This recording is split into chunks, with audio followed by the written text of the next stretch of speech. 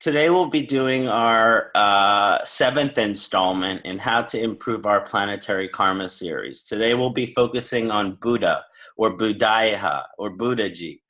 This is the emblem of intelligence. The representation of the intellect is one of my favorite and easiest descriptions of Mercury. And today we're going to focus on how to activate our maximum intelligence. So we're looking at intelligence in terms of potential and how we can activate that maximum potential. Also, we want to empower our communication. Communication comes out in a lot of different ways, and we'll look at that with Mercury, speaking, writing, and many other ways as well. But we want to empower that. We also want to get to the full potential in our communicative abilities. And by improving our planetary karma with Mercury, there's an ability to do that. And then ultimately, on a more metaphysical or spiritual level, we want to embody the soul's message, because Mercury is the messenger. On a deep level, it represents our soul's message. So also, to improve our planetary karma with Mercury, we want to embody what the soul's message is. And of course, before we can embody the soul's message, first we have to understand what it is.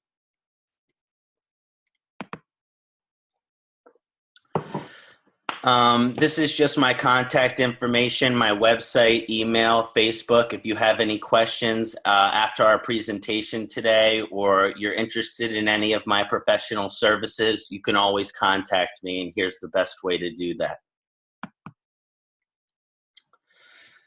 So I've broken this webinar down into 6 different parts / 7 different parts, because there was one of the things I did is I posted on the Kṣaṇāti Jyotish Facebook event page. I did a poll. And I took about 20 to 30 different figures, and I said to the community of my page, of all of these different figures, which one shall we look at live spontaneously and the end of the webinar? So the different members of the community have voted, and we're going to look at the Mercury karma with Paramahamsa Yogananda at the end of our webinar today, because he had the most votes as far as what everyone wanted to see. And then second was Freddie Mercury, the lead singer of Queen. And I just kind of felt like Yogananda was just the proper choice here. So the beginning of our webinar will be spent discussing karma with Mercury, the nature of Mercury karma, and how Mercury karma manifests throughout someone's lifetime. So we'll take an in-detail look at the nature of Mercury karma. And then we'll look at Mercury or Buddha's current position. It is currently in the sign of Sagittarius.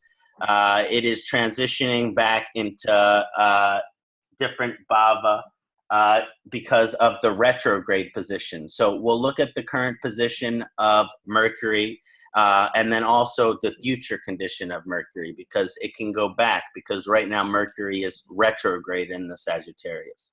So we'll talk about all of the influence of Mercury's current position. So to get an understanding of, okay, this is Mercury's energy right now, which is influencing all of us in this way. Then we will go into more specific detail on how Buddha karma, how Mercury karma is variates, or how it differentiates based on the dignity, based on the sign that Mercury is traveling, based on the planets that Mercury is going to be conjunct with. This is very important in understanding Mercury karma and its unique manifestation, because the manifestation is very specific to the planetary dignity. And as we get into what the soul's message is, the combination of Mercury and its sign is a representation of the type of message which the individual soul carries. Then we will focus on how to improve the planetary karma with Buddhaya or Mercury. We're going to go with ancient practices, Ayurvedic practices, lifestyle practices that we can integrate into our lives to improve our planetary karma with Mercury. And this is the most important part of the webinar, in my opinion, because yes, it is very helpful to know how the karma is affecting us. But if we are not seeking to improve that karma, well, then what is the point? And so this is we'll go into a large detail about how to improve the planetary karma there. Then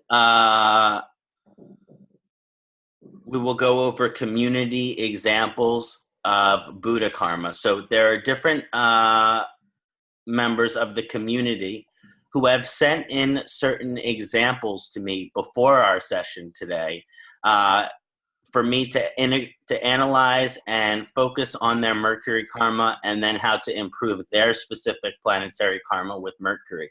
So I've integrated 4 examples from the Saptarishis community, and one of them is the divine Madhuraji. So we'll all be very excited to look at her chart together. And then after we look at the community examples, we'll touch on that celebrity example that was voted on, Yogananda, and we'll kind of just do that in an improvisational way, although I have taken some notes on that. And so after Yogananda, we will, if we have time, because if we have already gone 4 hours, we might not be feeling like doing much of the live questioning. But if things have moved quickly, sometimes we'll have some time for live questions, where those of you who have attended the webinar but did not send your questions in will be able to kind of ask your questions live and have them answered live towards the end of the session. And then we'll kind of conclude and just go over a few of the main details. And at that point, hopefully there's a deep understanding of the nature of Mercury karma, as well as how to focus our energy to improve that karma. So I'm very excited for our session today, and I hope all of you are as well. Yes, truly. Wonderful. Great. So I always like to start these webinars by summoning the planet, summoning the graha, bringing the energy of that planet into our session. And so to begin this session, I will like to start with traditional Mercury mantra. If you recognize this mantra, I will love it wherever you are in the world if you will chant along. But if you prefer meditation during this portion of the webinar, that is also very nice. So it's really up to your preference. I'm going to do a short silent meditation, then 3 Om, and then I'm going to get into the Mercury mantra for us all to begin to really feel this energy of Budaya, the emblem of intelligence. In other words, let's turn our intelligence on before we even start this webinar. Yes, exactly.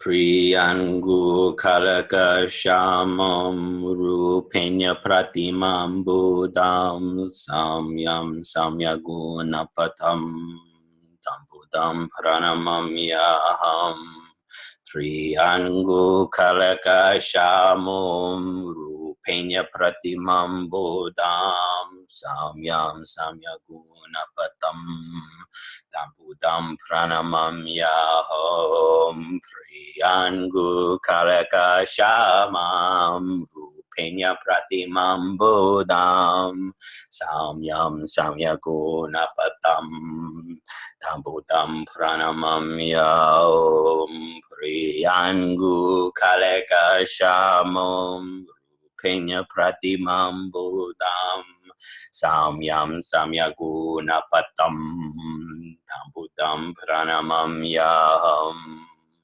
Om Brahm Brim Braum Saha Budaya Nama.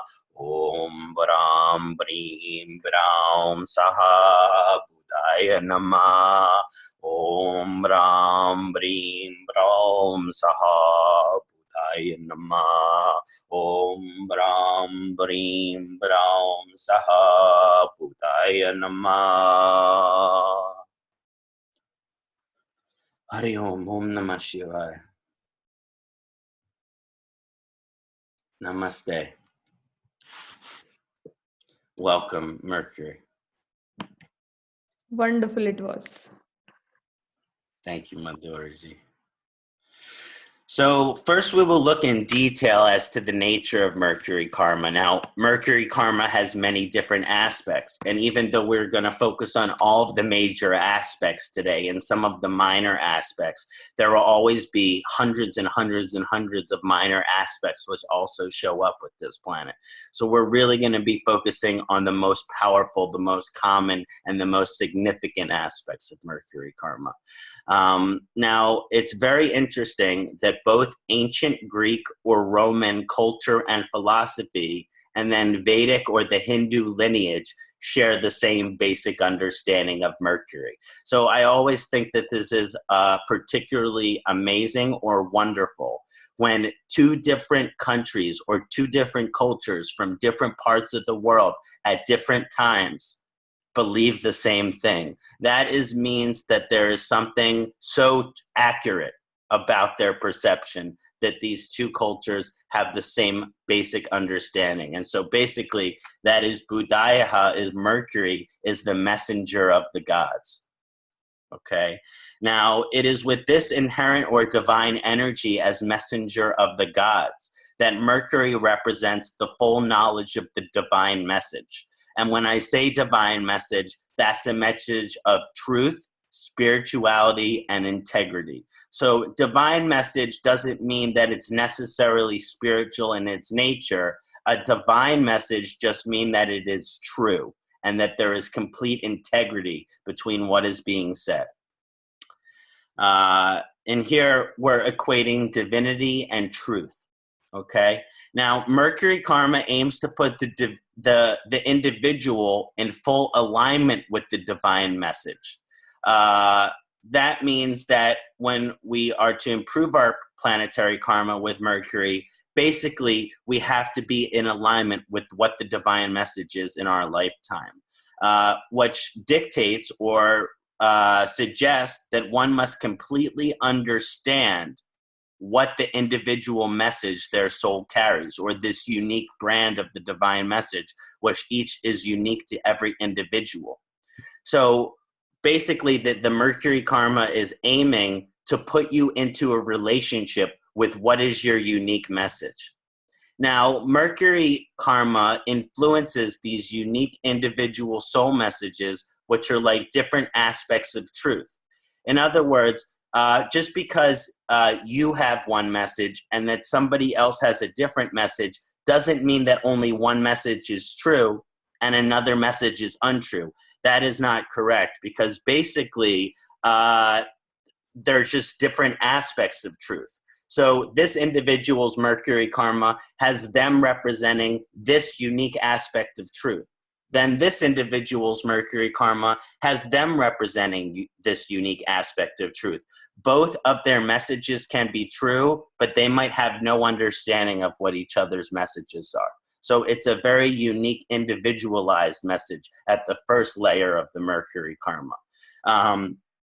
Now, when you look at the house position of Mercury, the planetary dignity or the sign that Mercury is in, and the nakshatra that Mercury is traveling in, this particular aspect is emphasized, which the native is to know. So basically, to find out what your specific individual soul message is, you have to look at the sign of Mercury, the house of Mercury, and the nakshatra of Mercury. And if you look at these details, they will reveal exactly to you what your individual message is. your unique message. Now, the ultimate messenger karma with Mercury manifests in 3 different parts. So when we're looking at Mercury Mahadasha, this is how Mercury Mahadasha happens. It happens in these 3 different parts. And whenever we are working on our karma with Mercury, it manifests in these 3 different parts. Basically, these are the nature of how the Mercury karma manifests.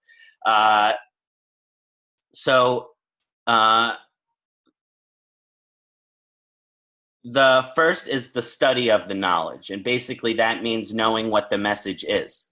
The second part is embodying that message, living your life in an example by it, and actually making a difference with that knowledge. And then the third level is that expression of the soul on the deepest of levels. Now, when we look at this into a more specific timeline, the first step of our karmic process with Mercury is understanding the type of knowledge your soul is meant to contain in this lifetime. In other words, if we don't know what our message is, then we have bad karma with Mercury. In other words, the first level of having good karma with Mercury is understanding what is your message and what is the knowledge that you represent. If you cannot understand what your message is and what is the knowledge that you represent, then you cannot get into these more evolutionary aspects with Mercury, because this is the first step. So the first step is to have the knowledge. In other words, you can't do anything with any knowledge that you don't have. So obviously the first step here is coming to understand what your soul is meant to know and carry as far as a message. In other words, what type of knowledge are you meant to represent throughout this lifetime? That's the first step.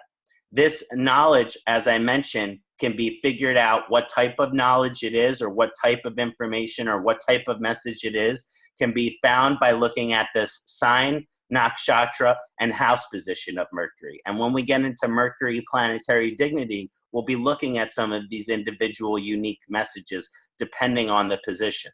Now, if a chart is ruled by Mercury, that means Gemini or Virgo Lagna. If they are in activated Mercury, which means Mercury Mahadasha, Mercury Antardasha, or a return of Mercury in their chart. This will activate the process which uses the buddhi, which is the discretionary factor of our consciousness, the intellect, that which analyzes, to comprehend and expand one knowledge, specifically as it relates to this individual soul message. So if we're going through our karma with Mercury, whether Mercury Mahadasha, Mercury return, or we're just ruled by Mercury, then the intelligence is trying to always understand what one's message is, which means it's trying to grow in its knowledge. So this is the representative of the first step as well, which is heavily activated with Mercury, is to one's knowledge as far as what is the type of knowledge which they are supposed to learn and supposed to represent throughout this lifetime. So that's the kind of the first level of our evolutionary process with Mercury karma.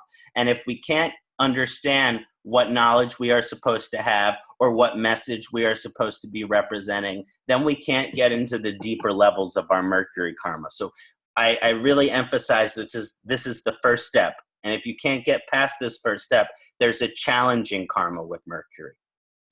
The second step of our karmic evolutionary process comes after we completely and fully understand rationally and logically what individual message our soul carries and are seeking to embody that message. So once we already have an understanding of what our soul's knowledge that we are supposed to carry throughout this lifetime, well, then after that point, we seek to embody that message, or we seek to represent that message. We go from talking the talk to walking the walk. So this is the next step of the evolutionary process with Mercury.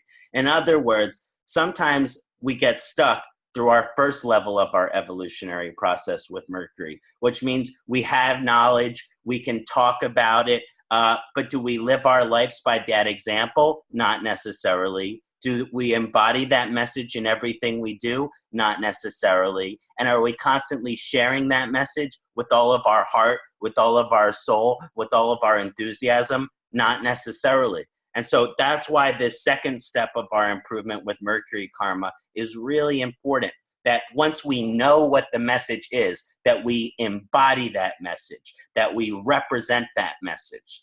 And so then with full knowledge of what the soul's message is, those with this strong activated Mercury karma begin to embody this soul's message and knowledge which they have found. So basically, they go from studying, learning, acquiring the knowledge, which is the student, to representing that knowledge, which puts them into the position of more to be like a teacher. And so this is kind of the transformation of Mercury karma, which takes us from student to teacher. And so this is very powerful and essential. Now, this means the native not only knows this unique aspect of knowledge and their understanding that this is their message, this is their purpose, part of their purpose to carry this message, but they are in the process of representing that knowledge and truth in their everyday life. So there should never be actions that those with good Mercury karma take that go against their message. If they take an action that goes against what they're studying or goes against what is the message what they are supposed to carry, again, you're looking at a challenging vibration with Mercury karma. You really need to live your life in alignment with what your message and your knowledge is to have good planetary karma with Mercury.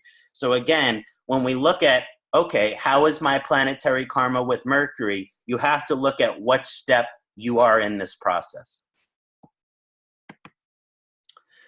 The third and final step of our karmic evolution with Buddhaya is only possible once the other two steps are complete. So again, you can't just jump over the other two steps and get right to the reward of the evolutionary process. But once there is a complete logical and soul level of understanding of what the message you carry is, and you are able to embody that through who you are, then it is part of the third process to share that message. So basically, it's a three-part process in our evolutionary process with Mercury. And depending on where Mercury sits in our chart, its activation and all of these things, we are either in the first step, second step, or third step. But you can see how for every individual, we kind of fall in this process in our evolutionary process with Mercury.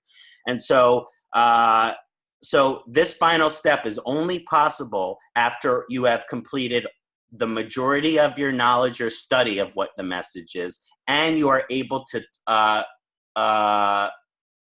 walk the walk, not just talk the talk, but you are able to embody this learning. You are able to embody this message in everything that you do.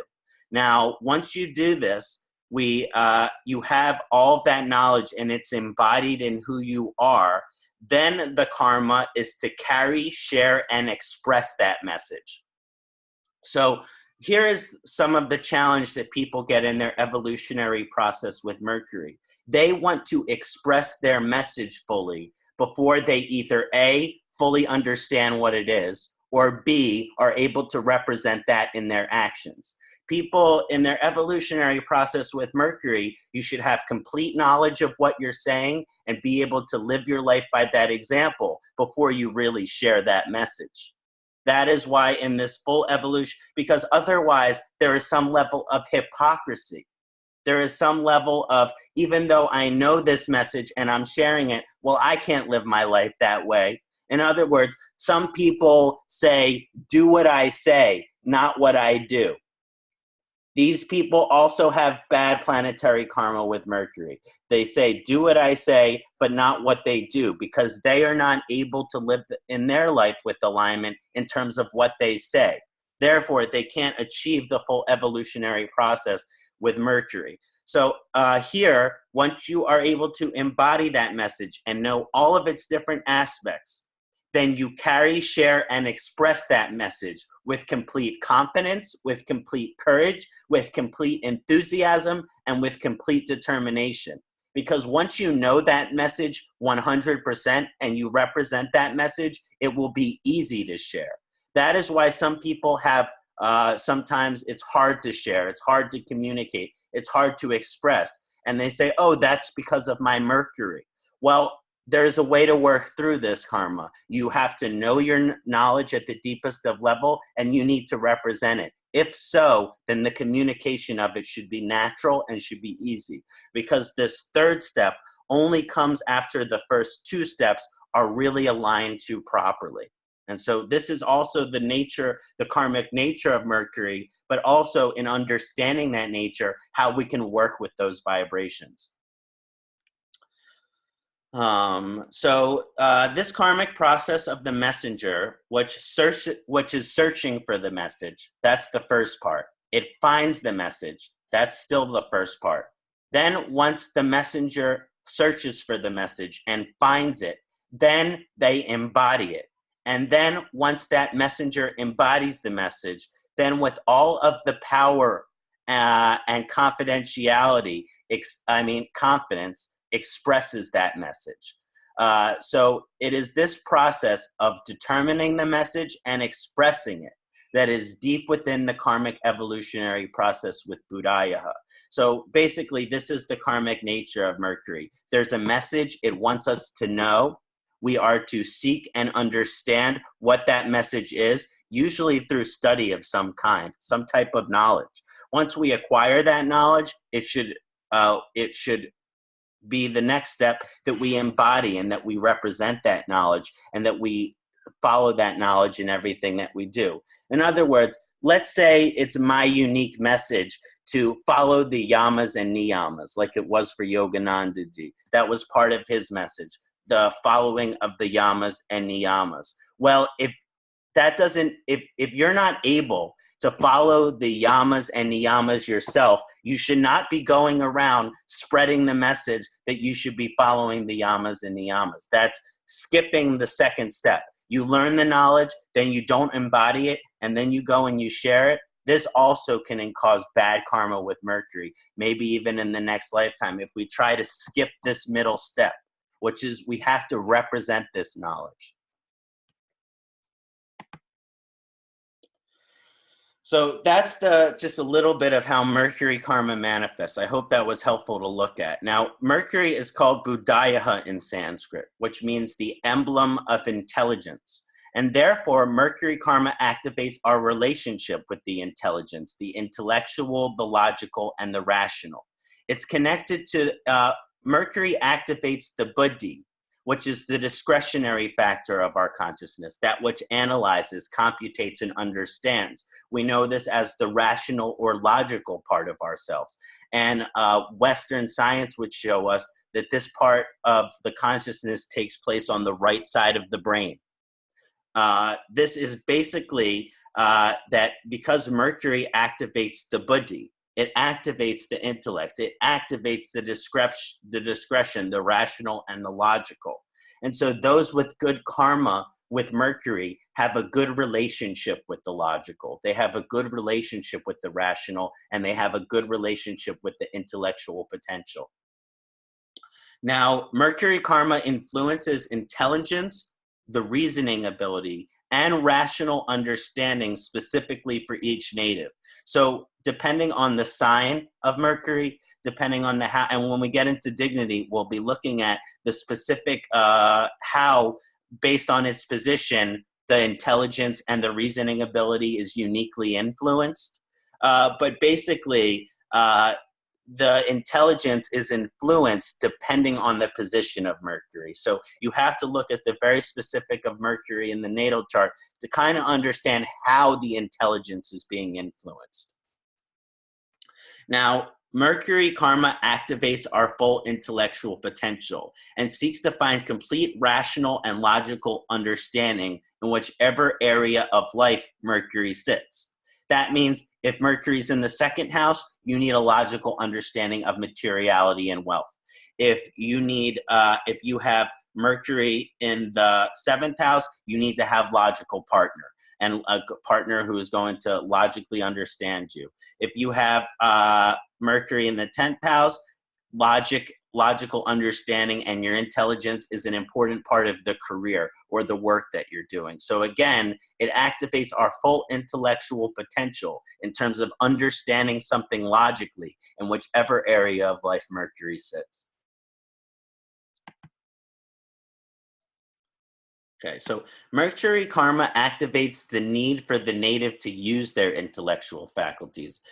In our evolutionary process with Mercury, our intelligence and communicative abilities must be fully empowered and utilized. In other words, let's say there is no activated Mercury karma in somebody's chart, and Mercury is weak in the chart. Well, then this person goes into a Mercury period, let's say Mercury Mahadasha, and then not only is there this influence that they should become slightly more intelligent, but all of a sudden their intelligence becomes the biggest part of their life. Maybe before they didn't even have to use their intelligence, but now because they go in Mercury Dasha, the intelligence is the most important thing. So when Mercury is activated, we are supposed to be using our intelligence. If we are in Mercury period and we are not using intelligence, that is out of alignment. That is not improving our karma with Mercury. This could cause challenges with Mercury. So basically, that intelligence has to be used whenever the Mercury karma is activated. Now, when Mercury is strongly influencing the Dharma Bhava houses in one's chart, or as the Maha or Antardasha Lord, it is suggested that the intellect and the Dharma are deeply connected. So if Mercury is in the 1st house, the 5th house, or the 9th house, this kind of suggests that there is a connection between the intelligence and the Dharma, which is your purpose here. So if Mercury has rulership of these houses, or you find Mercury in these houses, there's something about your intelligence that is part of your Dharma. Therefore, for you to not use your intelligence would be adharmic, outside of Dharma. Therefore, it suggests that you have to use your intelligence to be in alignment with your Dharma. This is very interesting because a lot of time people who are spiritual put a negative connotation on intelligence. They say, oh, intelligence is the opposite of faith. If you have intelligence, then you doubt, then you question, you need logical answer. But from an astrological perspective, intelligence is a part of many people's dharma, and it's a part of many people's moksha. So basically, I think that there should be no negative connotation with the word intelligence or with our intellect. This is something that is part of our process, and I would imagine that the people who are on a spiritual path, who are anti-intellect, that they have bad karma with Mercury. So depending on the position and dignity of Mercury, this intelligence can be a unique, challenged, or superior gift. So if Mercury's in the 1st, 5th, or 9th house, or you're in Mercury Mahadasha, it's important that your Dharma is connected towards your intelligence. But let's say that your Mercury is debilitated. Well, even though it is your Dharma to use your intelligence, if the Mercury is debilitated, this is a great challenge. So it's saying that just because Mercury, it's your Dharma to use your intelligence, doesn't mean that it's easy. You also have to look at, is Mercury acting as a functional benefic here? So is Mercury functionally benefic in the individual chart? That will show that maybe there will be no challenge, or there will be no huge challenge in the karma with Mercury and the intelligence of the individual. So it's easier for them to do their dharma. But some people need to work through this karma, and so it can still be a challenge even if it is part of your dharma. Now, the native will have to use their intelligence and communication abilities to achieve success and prosperity if Mercury sits in or rules the 2nd, the 6th, or the 10th house. So now we're looking at the specific bhavas of Mercury and kind of what they influence. If Mercury's in the 2nd house, the 6th house, or the 10th house, you have to use your intelligence for success and prosperity. Often this is indicated that the intelligence is used to make money, or the intelligence is used as part of the career. So if Mercury's in the 2nd house, the intellect is used to make money. These people are good for investors. They know good investment. For those of you who have Mercury in the 10th house, the intelligence is a part of the career. This is good for writers. This is good for speakers. This is good for people who are teachers, because this is a representation that the intelligence is a part of the work that they're doing. But of course, you have to look at the sign and aspects or conjunctions as well. Now, the native will have to use their intelligence to manifest their dreams and aspirations. In other words, you cannot get to your dreams without using your intelligence. In other words, there's a relationship between using your logic and intelligence and achieving your dreams if Mercury rules or is in the Artha houses, which is the 3rd house, the 5th house, the 7th house, and the 11th house. Now, I included the 5th house because it aspects the 11th house. So if Mercury sits in the 5th house, but basically, yeah, the 3rd house, the 7th house, and the 11th house are really good for using your intelligence to manifest your dreams. Now, as mentioned, if Mercury is in the 4th house, in the 8th house, and the 12th house especially, sometimes in the 4th house, but even stronger in the 8th and the 12th house, there is a relationship between intelligence and moksha. This is a very interesting energy. We could talk a lot about it. But when there is a relationship with intelligence and moksha, there are 2 different ways this kind of manifests. One is you have to use your intelligence to understand what moksha is. This is people who read books about reincarnation, like the Tibetan Book of the Dead. It helps them understand logically, rationally, what happens when you die, the reincarnation process, the process of karma. In other words, to understand what moksha is, these people have to use their intellect. Which means there has to be a logical understanding, maybe if they've read it or been taught it, what the moksha is. But that also, ultimately, when there is a connection between moksha and intelligence, that the intelligence is like something that prevents us from moksha. So even though we use intelligence to understand what moksha is, that ultimately you have to have faith and trust and surrender the intelligent understanding of moksha. So it might, understanding what moksha is using the intellect might be the beginning of the evolutionary process with the moksha Buddha relationship, but that ultimately one has to surrender their intellectual understanding of things for their evolution. So Mercury karma activates our full potential in terms of evolution, intellectual capacity. And so basically Mercury represents how smart we can become. And there's a direct relationship. There have been studies that show there is a direct relationship between the IQ of an individual and the strength or the position of their Mercury.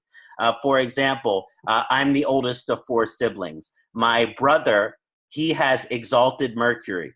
His IQ is 10 points higher than all of the other siblings. So there's basic energy here, and he's like genius. So basically there is this energy where there is a relationship between our intellectual potential, how smart we are, and Mercury. This includes a certain amount of knowledge or ability as it relates to history, science, math, language, and literature. Okay, Mercury karma activates our full potential as well in terms of humor, comedy, and the expression of wit. This is one of my favorite energies as far as the intellectual power. Yeah, our intellect manifests in our knowledge of science, math, and language, but it also manifests in a comedy ability. Sometimes these people with strong Mercury, they are like book smart. They have really dry sense of humor. And then other aspects of Mercury, they might not be that book smart, but they could have an amazing witty sense of humor. In other words, usually comedians, Mercury is one of their strongest planets. And usually it's in a position that has to do with their work or their dharma. So it actually says in the ancient text that Mercury, Buddhaji, has a good sense of humor because of the connection of intelligence. So what is wit? What is humor? It's basically your ability to understand something very quickly and then make a joke based on it. So wit and intelligence or comedy are deeply connected. You cannot be funny without intelligence. And so basically there's this vibration here that also it activates our sense of humor. It activates our relationships to comedy and our comedy abilities in ourselves. It is part of this evolutionary process then, when looking at some remedy aspect, but part of the karma with Mercury is that to improve our karma with Mercury, we develop our sense of humor. Those people with bad senses of humor have bad relationship with Mercury. And it might also have to do with the lack of intelligence. Not to be hard on these people, but usually comedy is an intelligence. If you are not finding it funny, maybe you are missing the joke. In other words, maybe the joke is over your head. So basically, to improve our karma with Mercury, you have to develop your sense of humor. And the specific type of comedy of Mercury is wittiness or quick-minded humor. This is often what we call situational comedy. And shows that kind of have to do with Mercury vibration are kind of situational comedies or sitcoms. So Mercury karma also activates our karmic evolution as it relates to social communication. And communication comes from intelligence. So Mercury activates all of our aspects as relates to communication. Now, specifically to social communication is stronger for a Gemini influence than a Virgo influence, because Gemini has a very specific indication for the social intellectual ability. In other words, social relationship is also something that requires a great amount of intellect. You have to understand this person's consciousness is functioning on this level. That's how you communicate to them. This person's consciousness is functioning on. So ultimately, for the greatest amount of social ability, intelligence is extremely. So we talked about all of the major aspects of Mercury.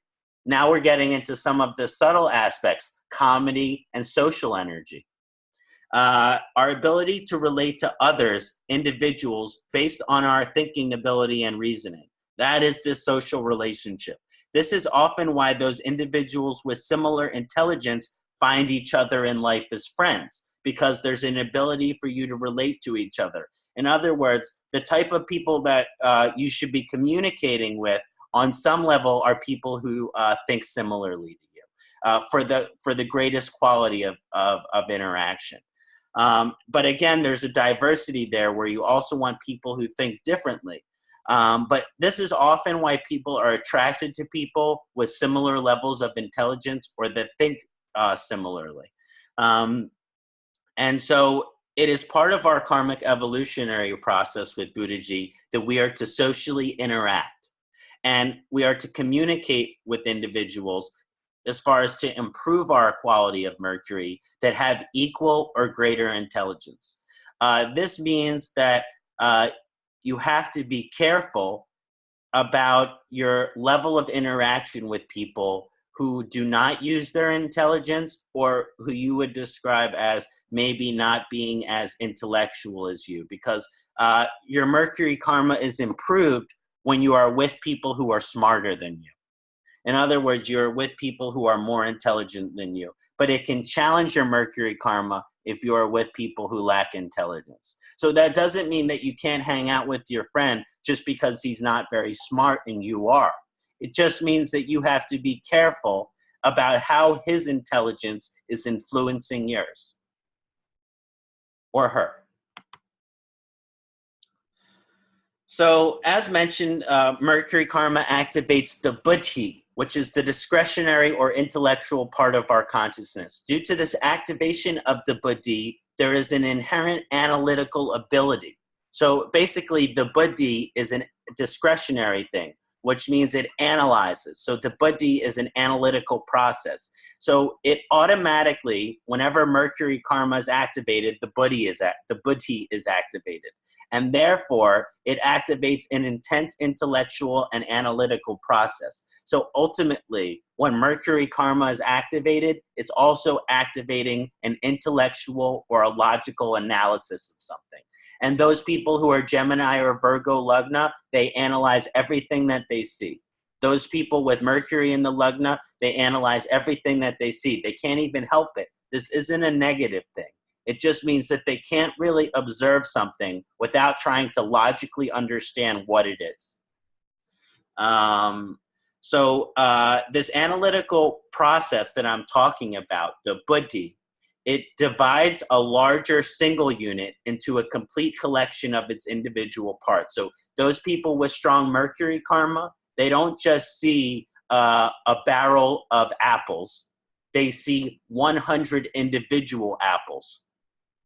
Okay? So it takes the one thing and it divides it to all of its individual parts. If you're looking at a computer, you can see all the microchips. If you're looking at a meal, you can see the specific ingredients of the meal. And so, or the spices that are being used, because, when a Mercury person is eating a meal, they go, I can really taste this cardamom. Oh, I can really taste this ginger. They note every individual aspect. So to improve our karma with Mercury is to use this analytical process. Now, obviously, if this is out of balance, it can be stressful, and you want to be able to turn it off. But basically, this analytical process is deeply connected to Mercury. So the intelligence and discretion in this analytical process allows the native to comprehensively see all flaws, strengths, and neutral aspects of what they are observing. This is the nature of intelligence. And by the way, this is really strong with the sign of Virgo. So this vibration is really strong with Virgo. If you have Virgo strong in your chart, there will also be this vibration. But that basically, when the buddhi gets activated and it begins to see all the individual parts of something, Mercury is all about making things better, improving things to an ideal condition. Therefore, when it is analyzing something, it sees all of its flaws. It sees the flaws to remove them. It also sees all of the strengths to embody them. So basically, this analytical process that is activated with Mercury karma, it always sees the good, the bad, and the ugly. And basically, they can't help it. So when they see the ugly, when they see the weaknesses, when they see the flaws, those are important because the logic is focusing on them, because those flaws are there so that they can be removed, so that those flaws can be turned into strengths. So it's not like negative thinking. It is like the intellect is focusing on the weaknesses of something so that they can be improved. A lot of times people see this Mercury karma and they're like, this people is always seeing the negative of everything.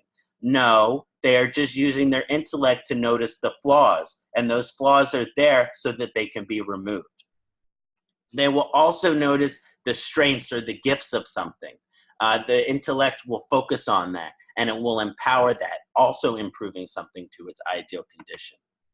Now, this analytical gift and aspect of Mercury karma serves to improve various aspects of life, as I mentioned, to their most ideal condition. This energy is often described as purification.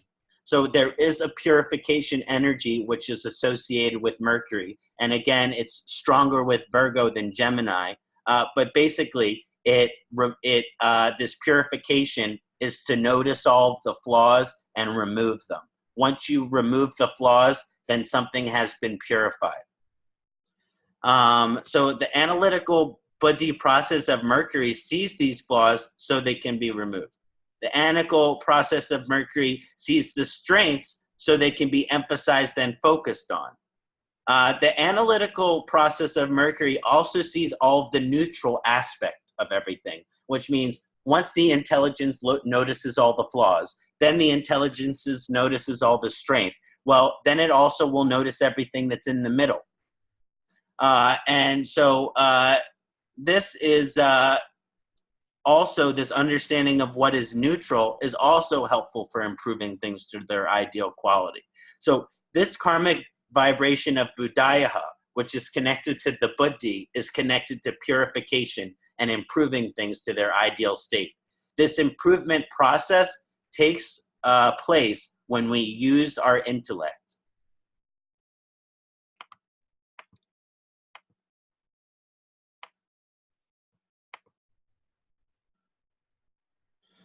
Okay, so we'll get a little bit into the transit at this point. Yeah, let's discuss the transit, and then before we get into the other planetary dignities, we'll take a short break. But I hope that analysis on all of these different aspects of Mercury karma are very helpful in understanding all the different manifestations of how Mercury influences our karma, and then what we can kind of do to work with those vibrations, what we can kind of do to work with those energies. Now, Mercury entered the Jupiter-ruled sign of Sagittarius on November 24th, 2017. Mercury retrograde, because Mercury became retrograde on December 4, Mercury retrograde will transit back to Scorpio on December 11, 2017, so in 5 days. So even though we are currently Mercury Sagittarius, because it's retrograde, on December 11, it will go back into the Mars-ruled sign of Scorpio. By the way, Mercury retrograde will end December 23, so right before Christmas. Mercury will become combust, and we'll talk more about the combustion of Mercury in a little bit, but Mercury will become combust, which means very close to the sun, on December 8th, 2017, so in 2 days. And we'll talk about what that does. And the Mercury combustion will end on December 19. So again, when we look at the condition of Mercury improving, we're looking at the combustion ending on December 19, and we're looking at the retrograde ending on December 23. Now, once the retrograde ends, then Mercury will be traveling in the normal direction and will enter Sagittarius again on January 7th. Okay, and it will remain in Sagittarius until January 28th. So the current position of Mercury in Sagittarius, we will have in and out of this vibration until January 28th. And at that point, the Mercury will go into the Saturn-ruled sign of Capricorn.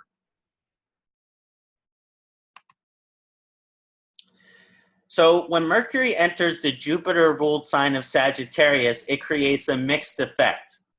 Mercury and Jupiter are considered enemy planets, and therefore this alignment carries some challenging vibration. Now, some astrologers believe on certain degrees, Mercury in Sagittarius is neutral or friendly. So it's not like it's very inauspicious. It's not like, even though these planets are enemy, Mercury does okay in Sagittarius.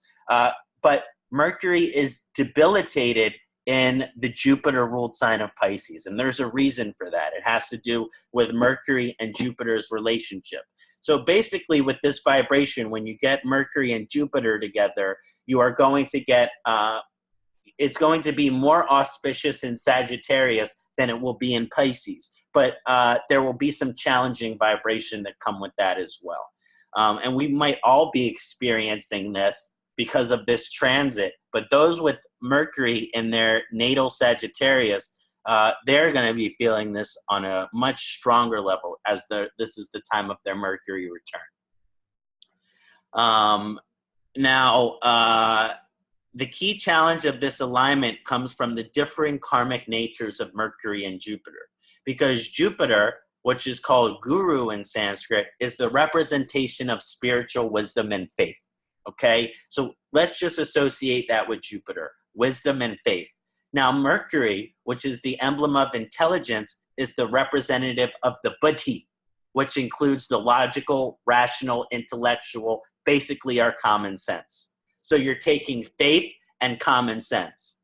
Okay, now, ultimately, if we can come into a balance between faith and spirituality and logic and common sense, then that is a beautiful gift. But these energies are inherently different.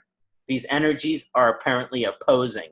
We can't understand, even though this conjunction will try, that it is somewhat challenging to try to understand spirituality using the logic. That is why I mentioned the word faith. In other words, faith and logic, they cannot really coexist. Because faith means believing something beyond logic. Faith is having trust in something. Faith is knowing something at a spiritual level, but maybe not being able to prove it. And common sense or logic says, if you can't prove it, it's not real. So basically, these vibrations, we'll talk about their positive effect, but because Jupiter and Mercury relate in this way, it can be a tough time for the balance of spirit and intellect. Now, on the positive side, the alignment of Buddha in Sag will encourage powerful and passionate speech because of the fire vibration of Sagittarius. And Jupiter usually has something very meaningful to say. Now, the speech will be oriented towards the Sagittarius vibration, which is about the protection, equality, freedom, and fairness for all living things. So you find yourself, if you look in the news right now, there are people speaking up. There have been negative things that have happened to them, but that were unfair. Now they are speaking those things. They are bringing those things that were hidden to the light so that they are true. One of the things that's very common in America right now is that women were in the 1990s and the 1980s were sexually abused by different celebrities. And now, because of this Mercury and Sagittarius vibration, and also Saturn's in Sagittarius, which is bringing them some punishment for their misdeeds. But the Mercury in Sagittarius is saying, okay, well, now there's a communication going where all of this stuff is getting brought to the surface, and there's a real energy being focused on civil rights for women, fairness for women, and how, what used to happen, and how that there's no place for that kind of treatment anymore. So again, this is part of that Mercury and Sagittarius vibration, is there is a strong amount of communication which is oriented to the protection of others. So when Mercury enters Sagittarius, Buddha becomes a messenger of ethics, morals, and truth from the Jupiter vibration, and makes sure these principles are communicated with enthusiasm and power. So if something is unethical is happening, if something unmoral is happening, there will be a large amount of communication about it at this time. Also, this conjunction is inclined to lead vigilante justice, either through action or communication. What is vigilante justice? That means you take the law into your own hands.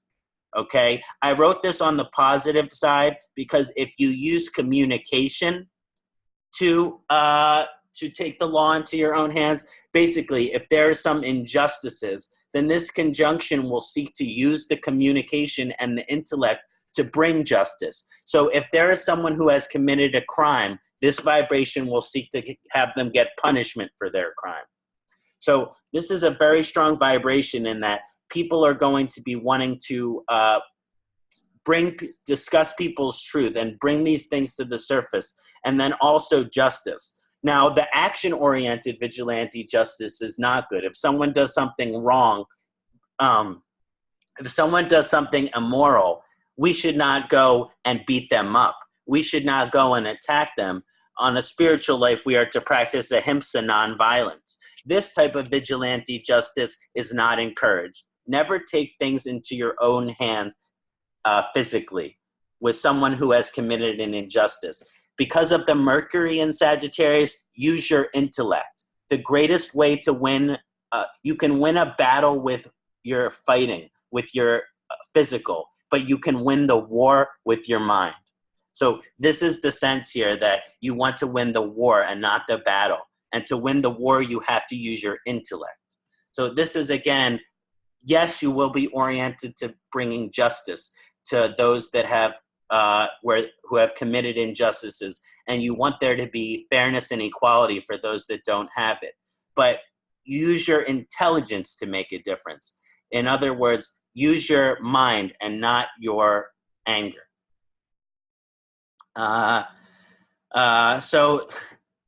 Basically, if there are unkindnesses, that those with this vibration are going to want to correct that. We call this calling out. So you're at a special time in which people are going to be calling other people out. This means that if someone does something wrong, they're going to, that is immoral or unethical, they are going to be exposed. Now, on the challenging side, the alignment of Buddha and Sagittarius will encourage a challenge for others to hold their tongue, because Mercury, communication, and then Jupiter, Sagittarius, is a very fiery communication.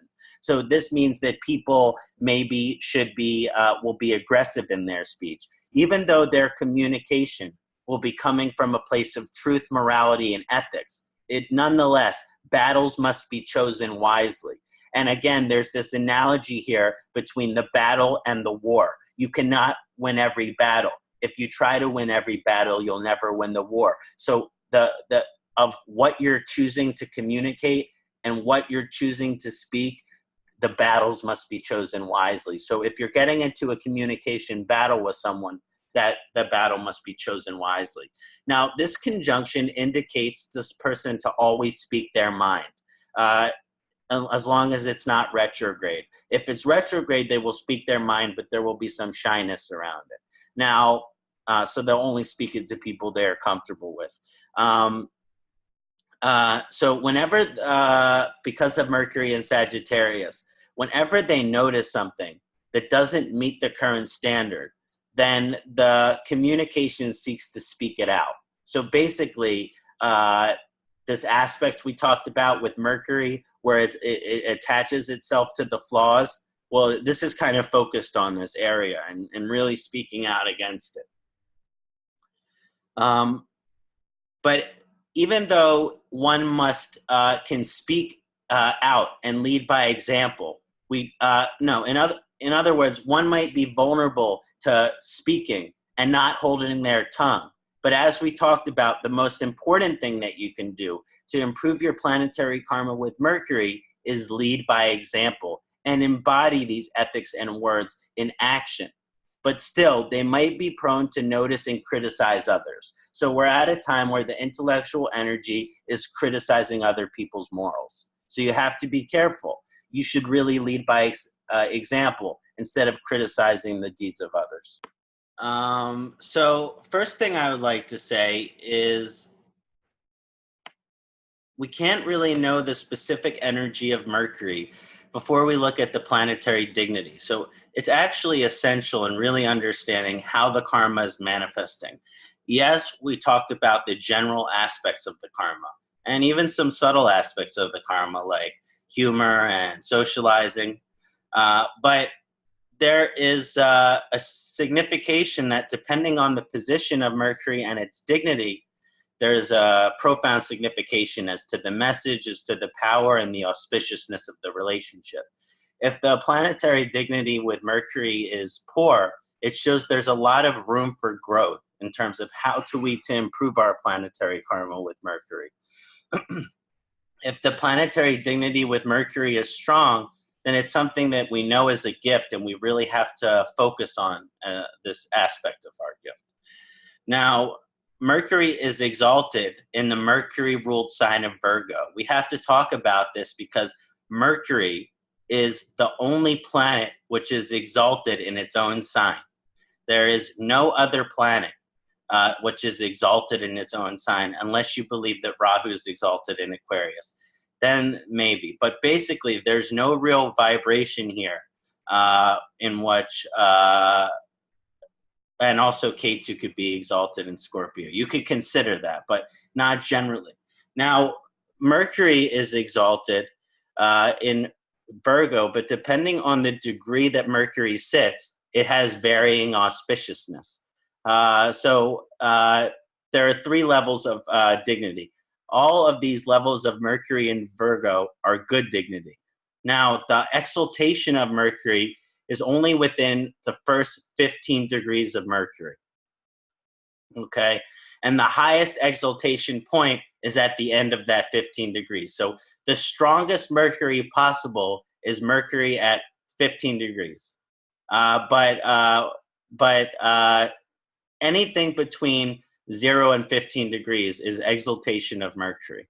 Now, if Mercury is past the 15th degree into the 16th degree through the 20th degree, that is a Mula Trikona. Mula Trikona is a form of exaltation which is about 80% exalted. So it's about 100% exalted from degrees 0 to 15, and then 80% exalted in a Mula Trikona from 16 to 20 degrees. Also very strong, very powerful.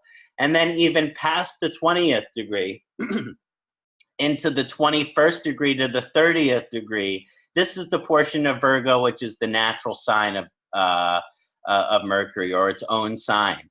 And so this is a powerful position for Mercury. We can call this about a 50% exaltation. So depending on the degree of Mercury, it's either 100% exalted, 80% exalted, or 50% exalted. But all of these positions of Mercury are great.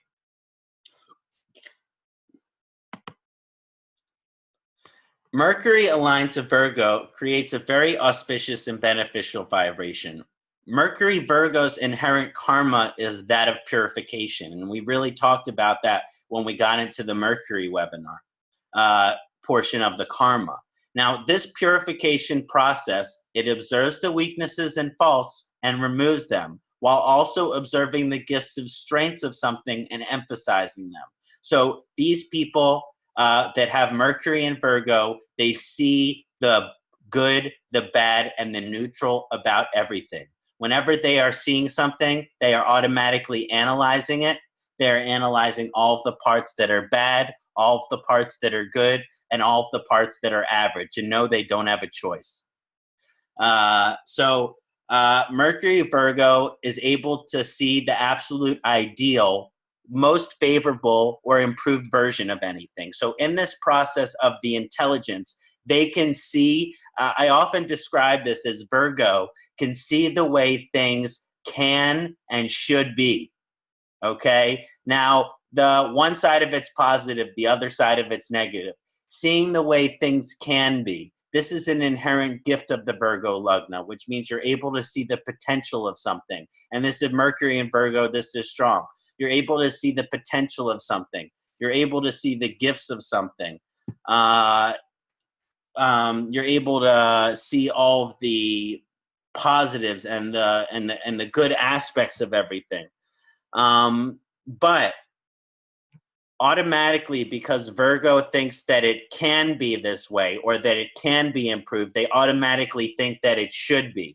Should be is the more challenging vibration of the Virgo Lagna because should is biased. Should is subjective. And just because it should be according to you doesn't mean that that's right for somebody else. And so this vibration, on the positive side, you see the way things can be. But on the challenging side, there might be some bias there, and you might feel like you'll be seeing the way things should be. So just something to play around there with those that have strong Virgo energy. Now, Mercury Virgo is able to see the absolute best version of things, and this allows them to strive for this quality. So because they're able to see the best version of things, they strive to bring things to that state. Now, on a challenging side, this can create perfectionism because when you're striving for the best version of something, when you're striving for the ideal version of something, well, another word for that is striving for the perfect. And nothing about life is ever perfect except God. So everything else about life is imperfect. So striving for perfectionism, I guess it's a nice idea, but it ends up being unbalanced.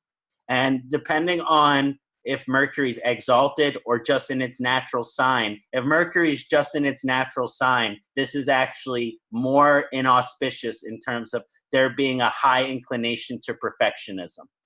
those with exalted Mercury, yeah, they're really striving for a high ideal, but sometimes they can keep that within a certain balance. And they can also differentiate between can and should be.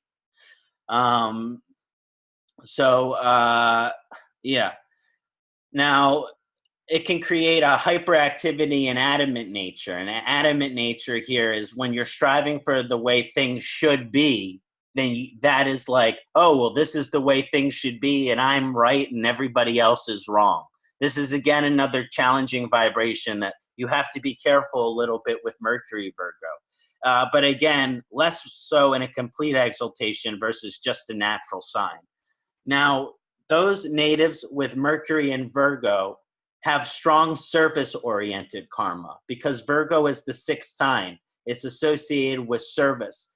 From a spiritual perspective, we call this seva. And it's also associated with the energies of the sixth house, which is the house of service. So there's a strong service orientation when Mercury is in Virgo. This doesn't mean that you're being of service spiritually, although that's the most positive manifestation of it, but it could also mean that you're providing a service, like offering some type of business, because Mercury also has to do with the Vaishya class or the merchant class. So there's the selling of goods and services that are also part of what I mean by service.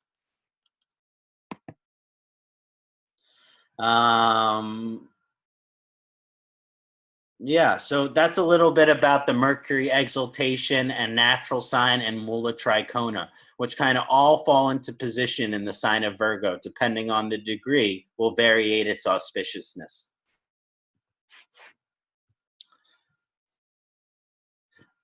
Now we'll talk a little bit about the debilitation of Mercury. I talk a lot about the debilitation because I often think that a debilitation can be misunderstood, because automatically when we hear debilitation, there's a misconception that that is negative. There's a misconception that that is something that is going to be automatically negative. But some of the most intelligent people had debilitated Mercury. My favorite one to mention is always Albert Einstein. But basically, let's not just assume that because it's debilitated, it's negative. Let's say that its expression is unique, and let's look at how that expression manifests. So Mercury is debilitated in the Jupiter-ruled sign of Pisces. The cause of this debilitation, as I mentioned earlier, of Jupiter and Mercury, because of Mercury in Sagittarius, that's a kind of neutral position. When you get into the Mercury with Pisces, that's a debilitated position. In other words, there's no sign that Mercury is more uncomfortable. Now, Jupiter, as we mentioned, is the planet of spiritual wisdom, and Mercury is the planet of intellect. So again, we're coming with this conflict, and this conflict is stronger with Mercury Pisces than Mercury Sagittarius, because Pisces is the sign which represent faith.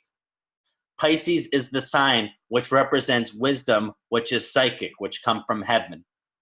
And there is no way to understand this aspect of life logically.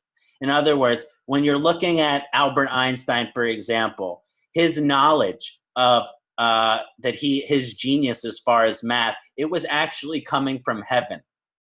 It was actually coming from the divine realms.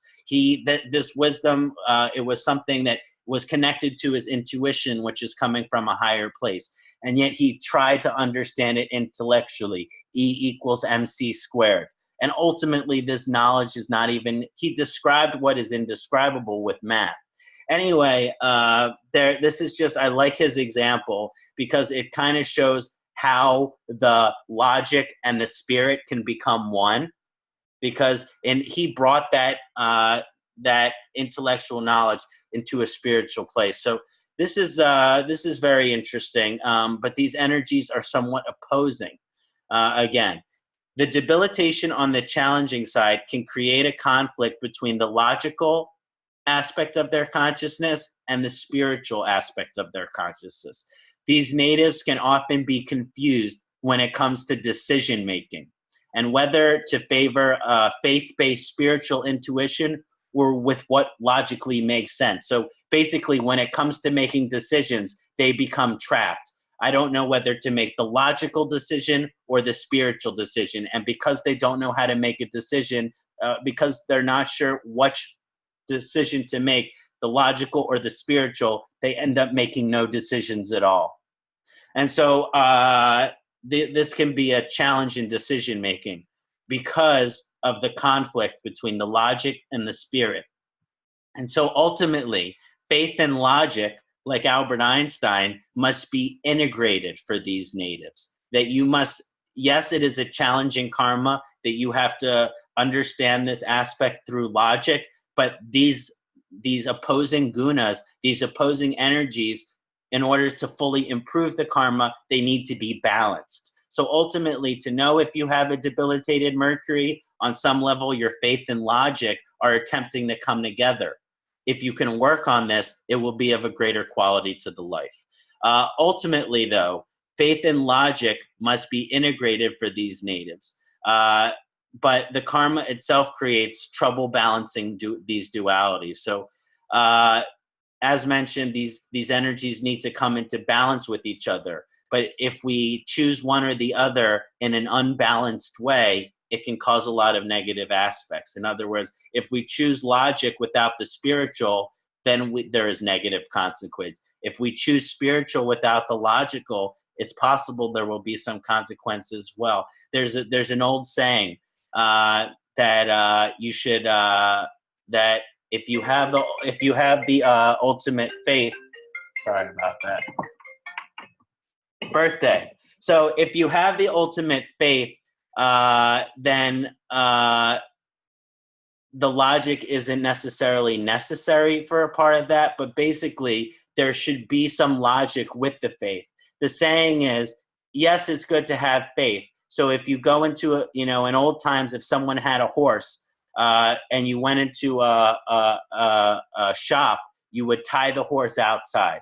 But some people were saying, oh, well, I have complete faith, so I'm just going to leave my horse untied.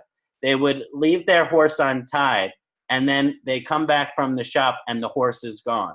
They say, oh, well, I had faith. And no, because this is faith, but where is the logic?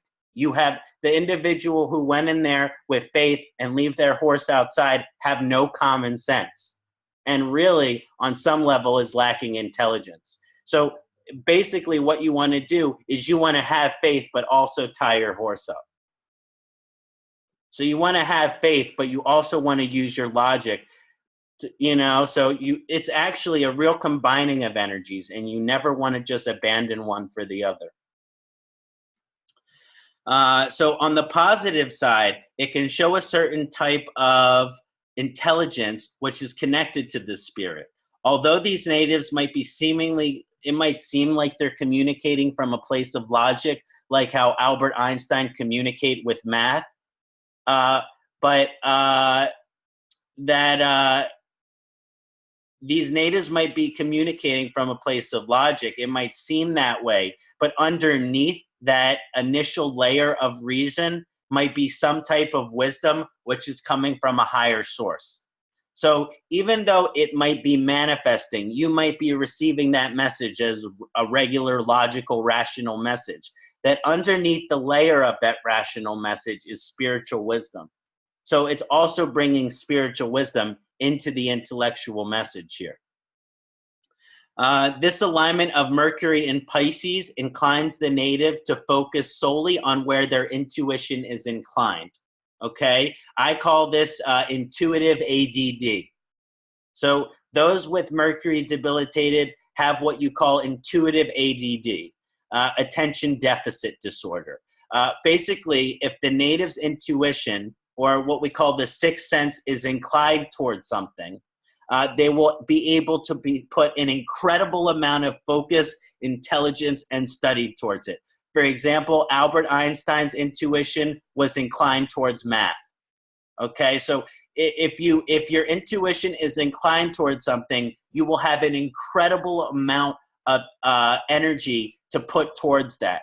You couldn't take Albert Einstein away from a chalkboard for hours and hours when he was on a roll. It's because his ability to focus on that, which his spirit was inclined towards, is extremely powerful. On the other hand, if the native's intuition is not inclined towards something in particular, their ability to assimilate, understand, and focus on the material will be challenged or debilitated. So those with the debilitated Mercury, they often do very poorly in school. Why do they do poorly in school? It's not because they're not smart. It's because their intelligence is only going to be attracted to what their spirit is inclined towards. Therefore, if they go to a regular college and they have to take all of these requirements, well, if their spirit is not inclined to those requirements, they will do very poorly. This shows an inability to focus on something that you're just told to study, that you're told to focus on. And these people, when they're told to do something, especially studying or learning, there's no ability to do well at it. They actually have to be inclined towards learning from their spirit, from their intuition. So otherwise it will be debilitated. And so sometimes this can manifest in what, for people with Mercury debilitation, you are very smart in one or a few areas, but less than average smart in most. Okay, so you might be more smart in a very specific area, but less smart in other areas. Because basically, you're only smart where your intuition is inclined. This is very, very true. Very true. Yeah, and it's interesting because some of the people who are have debilitated Mercury do the best scientific work in one area. Yes, right. So now we'll look at some of the different dignities as well to understand the different messages and the different manifestations of Mercury karma. Now, Mercury has auspicious dignity in the Mercury-ruled sign of Gemini. The buddhi, or discretionary factor of the consciousness, is powerfully emphasized, prioritized, and empowered. And so basically those with Gemini and Mercury, the buddhi, the analytical, discretionary, intellectual part of our consciousness, is extremely important and a big part of who we are. Now, particularly with Mercury Gemini karma, the buddhi's power is concentrated as a diverse and external manifestation. Basically, for Virgo Mercury, the buddhi is can focus on one specific thing, because the buddhi is more linear for Virgo. But the buddhi is more spread out for Gemini. Therefore, the buddhi manifests in a diverse amount of manifestations instead of just one specific. This is why the energy of a jack of all trades, master of none comes up with the Gemini vibration, is because the intelligence is not just concentrated on one specific area, but is spread out over many different areas. It's manifesting in an external way. Therefore, those with Mercury and Gemini are extremely knowledgeable in a diverse array of areas, categories, avenues, disciplines, traditions, cultures, and methods. So they really have diverse knowledge. So they have a diverse amount of knowledge. So knowledge of many, many different areas. And their intelligence manifests greatly over these many different areas, and therefore are given an ability to be efficient and productive at a diverse amount of tasks and responsibilities. In other words, Gemini, Mercury, these people are hyper capable. They are pretty much capable of doing anything well.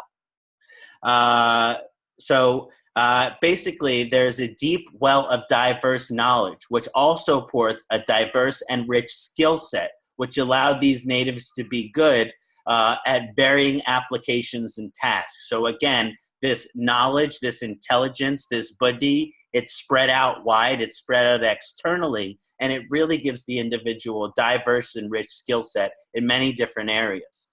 And so this challenge that comes with this incredible gift of buddhi is is deep knowledge and capability in a diverse well of applications and tasks. So that's the incredible gift, is this deep well of knowledge in all of these different areas. But it can also prevent the ultimate mastery of one thing in particular. So you're getting a trade-off. You're trading off being very good at very many different things for being the best at one. Okay? And it's a karmic trade-off. It shows that you will be extremely knowledgeable and capable in very many different areas, but you might not be the best chess player in the world, or you might not be the number one in whichever thing that you're doing, but you still might be in the top 10 of 10 different things.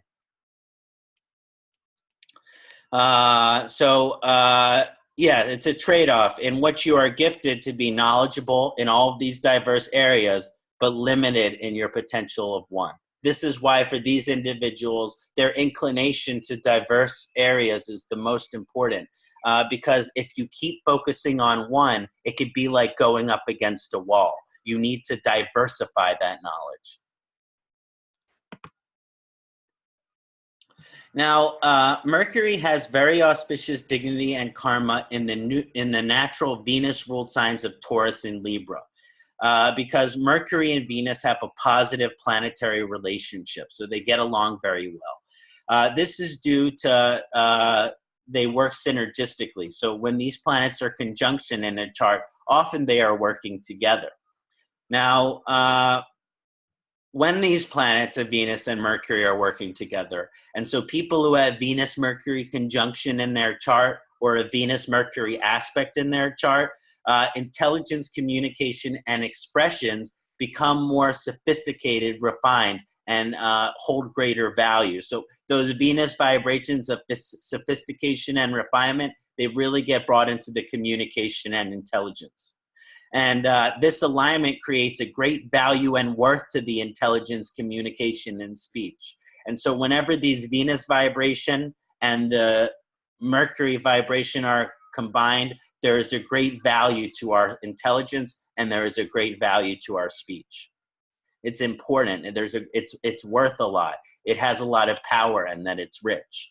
Now, when Mercury aligns to Taurus, and someone might find this familiar, it allows the individual to have a good economic and material sense. They are inclined to have good intelligence as it relates to finances, investments, spending, and their career. These natives are also inclined to accumulate savings and success and prosperity in their varying fields of work. The challenging energy of this conjunction is that it can cause too much mental focus and obsessiveness towards money in the material world. In other words, too much of the brain is thinking about the material. And so these natives are vulnerable to an over-prioritization or an overemphasis on the material reality. Okay, so they have to be careful about over-materiality. And so those with Mercury and Taurus are subject to have success in working with numbers, finances, expensive materials, beauty, art, music, and entertainment. Now, when Mercury aligns to Libra, it supports a vibration of creative communication. This allows the intelligence and message of the individual to be inclined towards art, music, entertainment, and therefore these natives have a unique creativity. So I really like this as far as the creative conjunction. These individuals seek balance and harmony through their speech. And so their speech can be very harmonious and pleasurable to listen to. And often their words can have a creative or beautiful way in which they are expressed. Sometimes these people are really enjoyable to listen to. They're very romantic and sensual in their speech. So they can sound sultry if they're a woman, or kind of, handsome if they're a man. And this gift of beautiful speech, kind and harmonious speech, is strong here. So these people, they're really beautiful with their words. The challenge of this vibration includes a lack of linear expression, and sometimes an overemphasis on romance, pleasure, and entertainment. So these people can get caught up in the pleasures of life, and they can, because they're so attracted to the more Venus vibration, sometimes the Venus vibration can act as a distraction from their intellect. So they could be like, distracted by the pleasures of life as well. Mercury has a unique mixed dignity and karma in the natural Saturn-ruled signs of Capricorn and Aquarius, okay? Now, from a traditional perspective, Mercury and Saturn are friendly karmic relationship, which means these planets work together. But whenever Shani is involved, there's going to be a mixed karmic effect, even if the planet that it's working with is friend, because Shani's karma can be malefic. Saturn's influence as Shanaish Charaya means that delays, obstacles, and adversities can be involved. And so there's a positive exchange of energies with these two vibrations because they're friendly planets that allows for a well-calculated, well-organized, and well-delivered speech. These are people with the potential to really take their time and calculate what they're saying, and because of that, what they're saying being even more powerful. In other words, taking the Saturn energy, which is discipline, and putting that into the speech. And so really taking time and energy and organization before you were to communicate something. So this can be a really positive energy in terms of these people can have a really powerful communication things to say, as long as they're patient enough to let them really be processed. The general challenges that come with the Mercury-Saturn relationship is that there's a delay or obstacle in logical understanding and intellectual expression. So because of the Saturn influence, there's some kind of challenge as far as the intellect and communication that shows up. When Mercury aligns to Capricorn, these people very often have communication and intelligence as a key aspect of their life and career, subject to the house position of course, but the 10th sign is Capricorn, which has significations would have to do with the 10th house as well.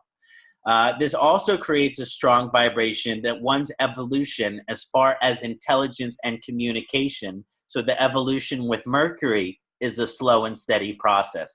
So whenever Saturn is involved, our evolution with Mercury is the turtle and not the hare. So it's a real slow and steady process. These individuals are usually extremely intelligent. Mercury Capricorn people are smart, but also at times in certain areas are considered slow learners. They might be slow learners, but when they learn it, they might know it better than most people. They may take more time to learn the material, but that material is more integrated throughout the education process. So it's also something that they have integrated throughout the education process. So on the positive side, this conjunction has a strong support for great success, prosperity, and achievement if intelligence, service, or communication-oriented careers. So if the intelligence and the communication are part of your career and you have Mercury in Capricorn, you will usually be very, very successful. And often those with Mercury in Capricorn are also good politicians, if there's such thing. Now, on the challenging side, these conjunction can cause delays, obstacles, and adversity in one's career path, learning, personal expressions, and communication. And so sometimes with those with Mercury in Capricorn, there is some challenge in their intelligence or expression earlier in their life, which means it can be something that they grow out of, but it's possibly earlier in their life that they will have a learning disability or a speech impediment. Okay, like a lisp. Now, when Mercury aligns to Aquarius, these natives are very unique and innovative in their intelligence and consciousness. Mercury is an innovative planet. Aquarius is an innovative sign. So when you get these vibrations together, very innovative. They are very often inclined to technology because technology and innovation are close. And they have a way of being in alignment with what is the most advanced in terms of technology at any given time. So usually those with Mercury and Aquarius, they'll have the iPhone 10, they'll have the PlayStation 4, they'll have the iPad, they'll have all of the new technologies, and they'll have a good understanding of them. They'll also know how to use the internet. They'll also know how to use social media. These people are very good with technology, and they're usually as advanced as far as what technology is representing. They may even be inventive in their nature, which means they can actually create innovation and technology themselves. These individuals are extremely perceptive and very concerned with a balance of what is rational and ideal. So this is similar to a Virgo Mercury vibration, except it's kind of more outside of the box. These individuals are able to use their speech and intelligence to gain unique opportunities in their given field of expertise. The 11th sign is Capricorn, which is associated with the 11th house, which is the house of gains. So often those with Mercury and Aquarius, their intelligence and communication gives them wonderful opportunities. These natives also have a very unique sense of humor and are usually very funny. It's kind of a mix between what we call dry humor, which is associated with Saturn, and wittiness, which is associated with Mercury. So this kind of dry wit is kind of very funny. It can be a little sarcastic, though. And these conjunctions allow for the logical to be integrated with the ideal. And therefore, these natives can find themselves as inventors and creators. So it's good if they have a hobby that allows for invention and creation. And this conjunction works especially well in fields of technology, social media, politics, public relations, and the sciences.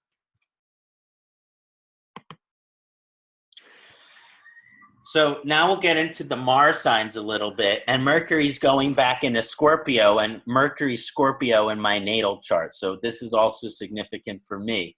Now, Mercury has neutral dignity and mixed karmic effect in the Saturn-ruled signs of Aries and Mars-ruled signs of Aries and Scorpio. Mars and Mercury do not have the most auspicious relationship. You could think of the student and the general. These energies are often not that in alignment. The general doesn't want to learn, and the student doesn't want to fight. So these vibrations are somewhat of a challenge to each other. Now, similar, as I mentioned, the bond between a professor and a war general. What do we really have there? Now, it can manifest in a positive way when our messages and our intellect are put into action, because Mars is the planet of action. And so those with Mercury-Mars karmas, it emphasizes that they need to walk the walk even more so, because it's actions which are going to speak louder than words. In other words, for Mercury-Mars people, their words are powerful, but their actions will ultimately speak louder. Now, when Mercury aligns to the vibration of Aries, it encourages a powerful and fierce expression of words. Usually these natives with this conjunction have an expression which is encouraging and supports and motivates and empowers. So it can be a very motivational communication. These people are great motivational communicators. They make great life coaches and stuff like that because they are very motivational in their expression. They're great supporters of others. This conjunction is auspicious for confidence in speech and expression. These people have a lot of confidence depending on the position of what they have to say, and for the individual's actions to have logic and reason and intelligence behind them. So it's possible too, the actions, because of the aspect of Mercury, the actions can have a lot of thought, can have a lot of intelligence behind them. On the more challenging side, though, those with Mercury in Aries can sometimes be confused between an instinctual action and that which makes logical sense. Basically, impulsion and logic. So often those with Mercury in Aries, they are impulsive. And sometimes that impulsiveness gets the better of them, and they forget the intelligence. So sometimes they can be acting out of an impulsive or instinctual place. This confusion can create inaction, laziness, and blocked expression because of lack of decisiveness.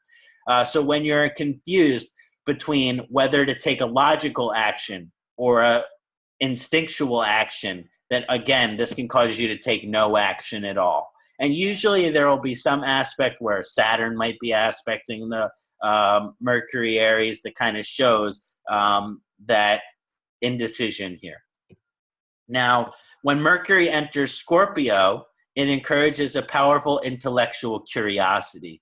Those with this conjunction often find their intellectual energy and buddhi attracted to their curiosities. And generally, due to the Scorpio vibration, these natives' curiosities are somewhat unique in their nature and outside of the box in their expression. Those with Mercury and Scorpio communicate passionately and intensely, because this is Scorpio, very passionate. And usually their expression can be felt on a visceral and a physical level.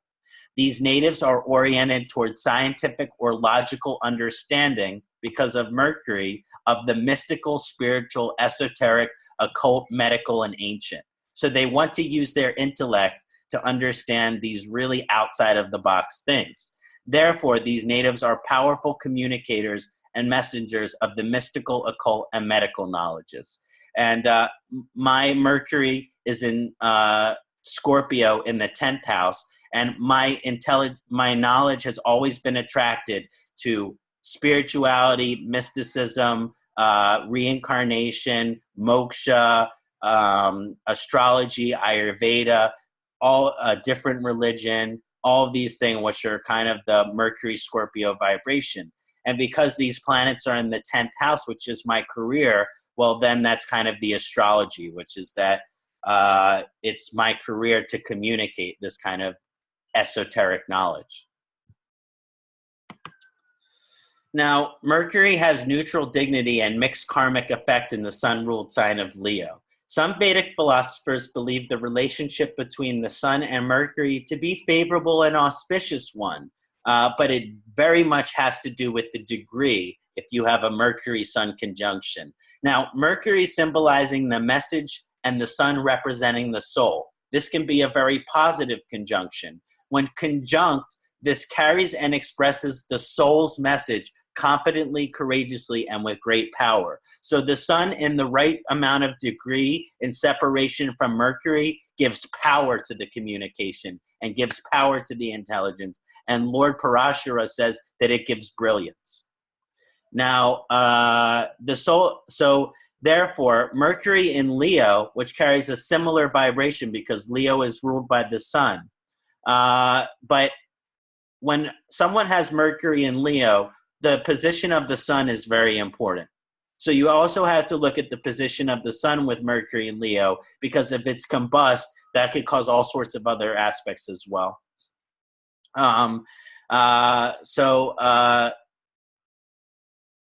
It carries a similar vibration. So when looking at whether Mercury in Leo or Mercury-Sun conjunction is favorable, you really have to just consider the degrees of separation. So we're really trying to, anything that Mercury is 11 degrees or more away from the sun is more auspicious than if Mercury is 10 degrees close or closer to the sun because of the combustion.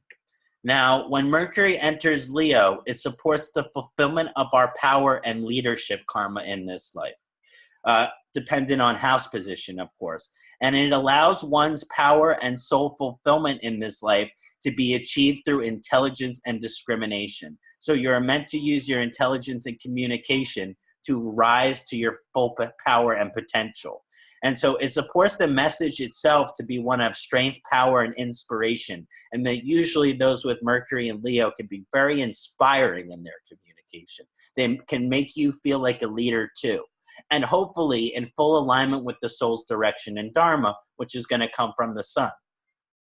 So positively, this conjunction brings confidence behind your speech and a powerful strength of your intelligence and a really profound message which can reach to influence the masses and create inspiration. This auspicious effect is dependent on the house position and whether Mercury is functionally benefic or combust. And the challenging aspect of this vibration can be overconfidence. It can be sharp speech. There can be high ego, closed-mindedness, and an overly analytical or critical nature. So even though this manifests as a great power, if it's not balanced properly, it becomes unhealthy ego. Mercury has a neutral dignity and a mixed karmic effect in the moon-ruled sign of Cancer. It's an interesting conjunction. It has some favorable qualities as well. The moon considers Mercury its friend, while Mercury considers the moon its enemy. So this is a very unique kind of karmic relationship in which the moon is very like, oh, Mercury is great.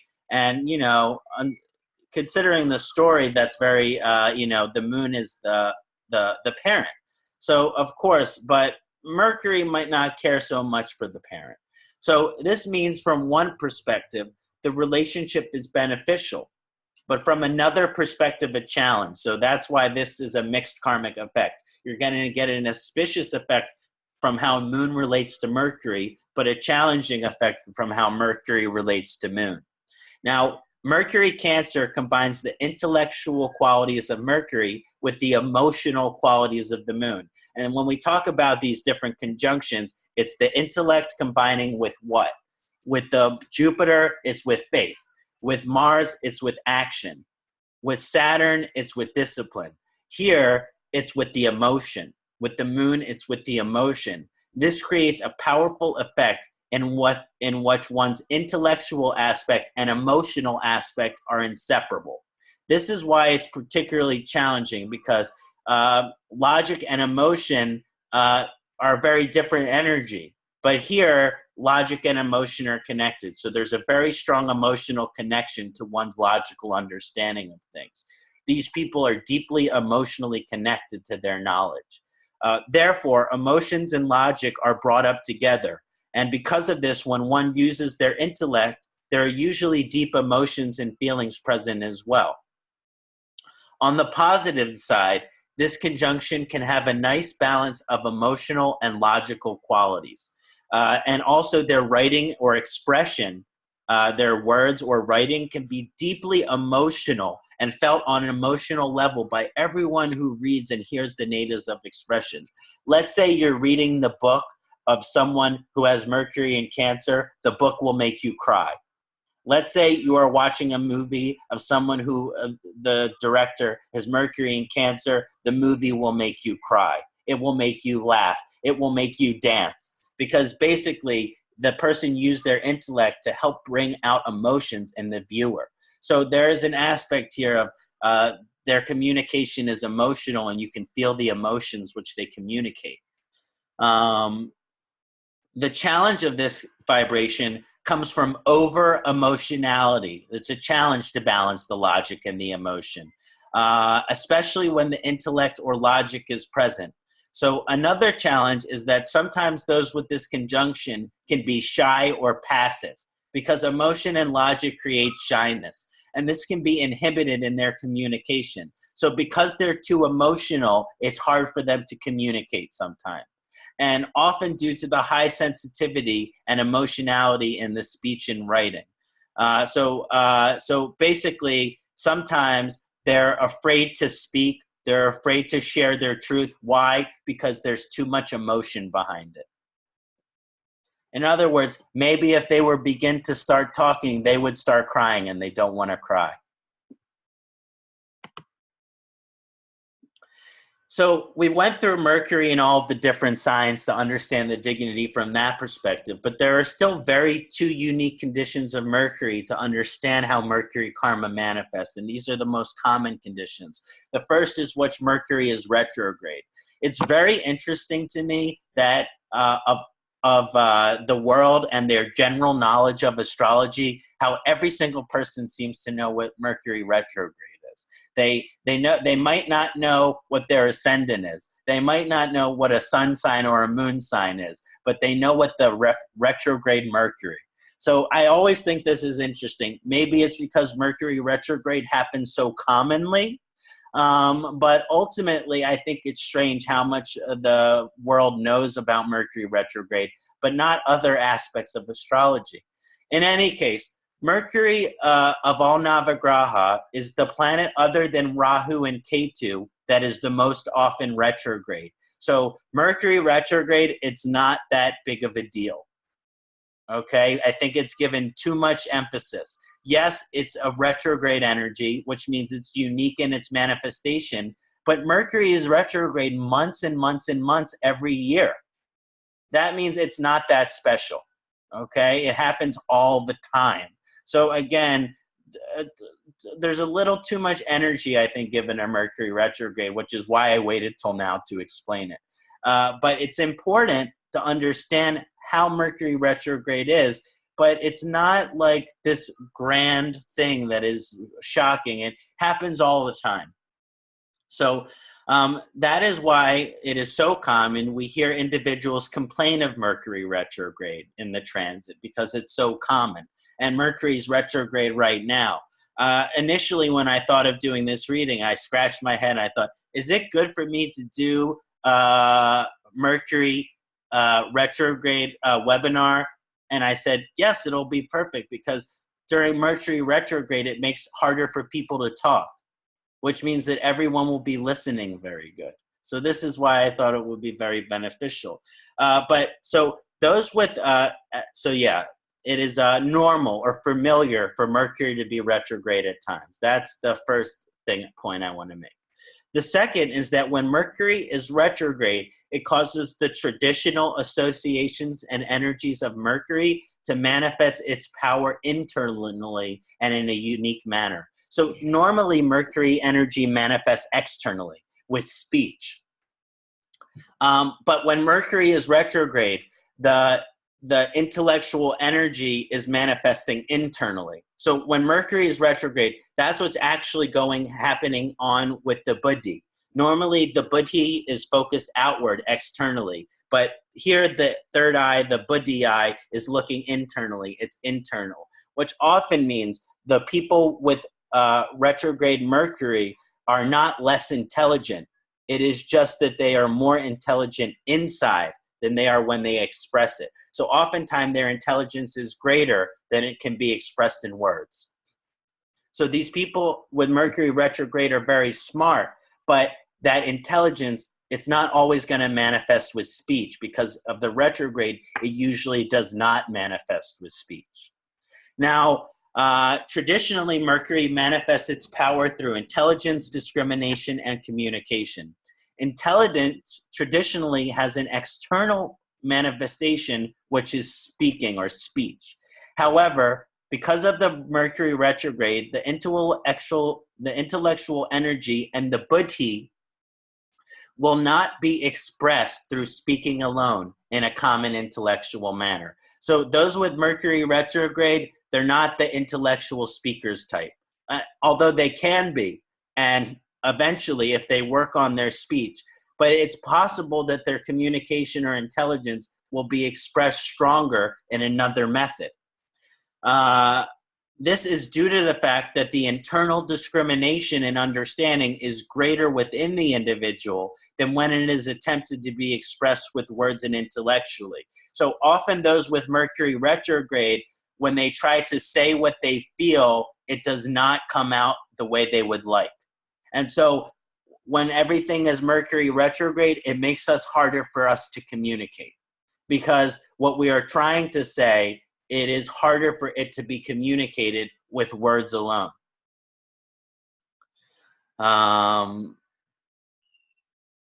Those with Mercury retrograde usually find that the intellectual energy is strongest manifested in an unusual or non-traditional method.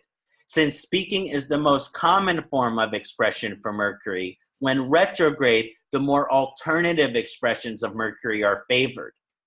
This includes writing as being the primary. So often people with Mercury retrograde, they can communicate better in writing than they can with speech. And that also their intelligence not only can manifest strong in writing, but comedy, poetry, creative expressions, theater, art, and music. So although it might not manifest strongest with speech alone, which is common, it has a greater power to be expressed stronger in some of these more alternative ways, like writing and art, music, entertainment, and comedy. Mercury retrograde karma encourages the native to work with their intellectual energy in a unique way. Mercury retrograde does not necessarily mean that the individual is not a good speaker. But if they are focusing their intellectual energy towards words and speaking, then often the communication is also unique and non-traditional intellectually. So they might be a good speaker, but they're not going to be speaking in a traditional way. There's going to be a very unique way in which they are expressing themselves. And so often that communication is not intellectual in its nature. It might be powerful and significant, but maybe not necessarily intellectual. Now, of course, you have to look at the sign of Mercury too, to look at the intellectual power and its communication to see, okay, well, if Mercury's in Virgo, these people, or Mercury's in Pisces and retrograde, these people love to speak. So it has an indication that you can still speak, but that ultimately it might be possible that your intelligence is best expressed in alternative ways. Those with, they have a very interesting way of speaking, and that while it might not be grammatically correct, it can still be very powerful. So as far as the communication with speaking, it might not be, valedictorian type speech, but it can certainly be something very powerful and moving. There's just an example to conclude the Mercury retrograde to kind of explain. An American artist named, he was the artist formerly known as Prince. He just passed away in the last year. He did the song Purple Rain and Little Red Corvette. But basically, I was looking at Prince's chart, and he had Mercury retrograde. Mercury retrograde, one of the greatest musical artists, has Mercury retrograde. I thought, this is very interesting. As I looked more into it, I began to listen to his speeches, his interviews, in which he would get interviewed on TV after or before his musical performance. And he could not speak. He whispered. He talks like this, and you can barely hear what he's saying. And he was shy and soft-spoken. But then when it came to his music, it was loud, it was expression, there was sexual energy, and it was powerful and all of this energy. But when it came to him speaking, he talked like this, and you can barely hear him. So he's a perfect example of this energy, which his intelligence and his expression, when manifested creatively, was one of the most powerful things. He won Grammy Award. But he could never do an interview. This is just the nature of Mercury retrograde. Now, when Mercury goes into combustion, this is when the Mercury and the Sun are within 10 degrees of each other. The most intense degrees of combustion occur when the Sun and Mercury are 1 to 5 degrees of conjunction. So this is the most harsh conjunction of Sun and Mercury. Now, when Mercury or Sun are less than 1 degree of separation, it creates an alternative auspicious effect. This effect can be best understood as Mercury being so close to the Sun that they become completely unified as one energy. At this level of conjunction, the soul, the Atma, and the intelligence, Buddha, are connected at a very deep karmic level. So even though the combustion of Mercury is inauspicious, if the combustion is less than 1 degree, it is very auspicious, because then these planets are combining in one force. Now, Mercury combustion in degrees 2 to 10 of separation causes some of the energies of Mercury to get burnt up. As Dr. Vasant Lad likes to say, Mercury gets burnt, roasted, and toasted. That does not mean that the tradition associations of Mercury are not strong. So because Mercury is combust, it does not mean that you are not intelligent or do not have good communicating abilities. That's not what Mercury combustion is about. It just means that at times, when that intellectual energy or buddhi is being used and activated, that there is a strong vulnerability to being burnt out. As Dr. Lad likes to say, burnt out, roasted, and toasted. This means that when the intelligence is being used, if it is used without balance or with too much rajasic or pitta type energy, that it will eventually lose its strength and power for some time until the condition can recover.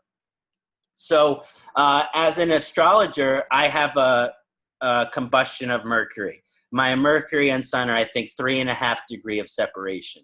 So when I am doing reading, I do one reading, and after that reading, I feel a little bit tired. If I do a second reading that day, by the end of the second reading, I am completely burnt out. My brain feels like tired, I need rest, I need nap, I need time to recover. So basically it shows it's not about the strength of the intelligence, but the endurance of it.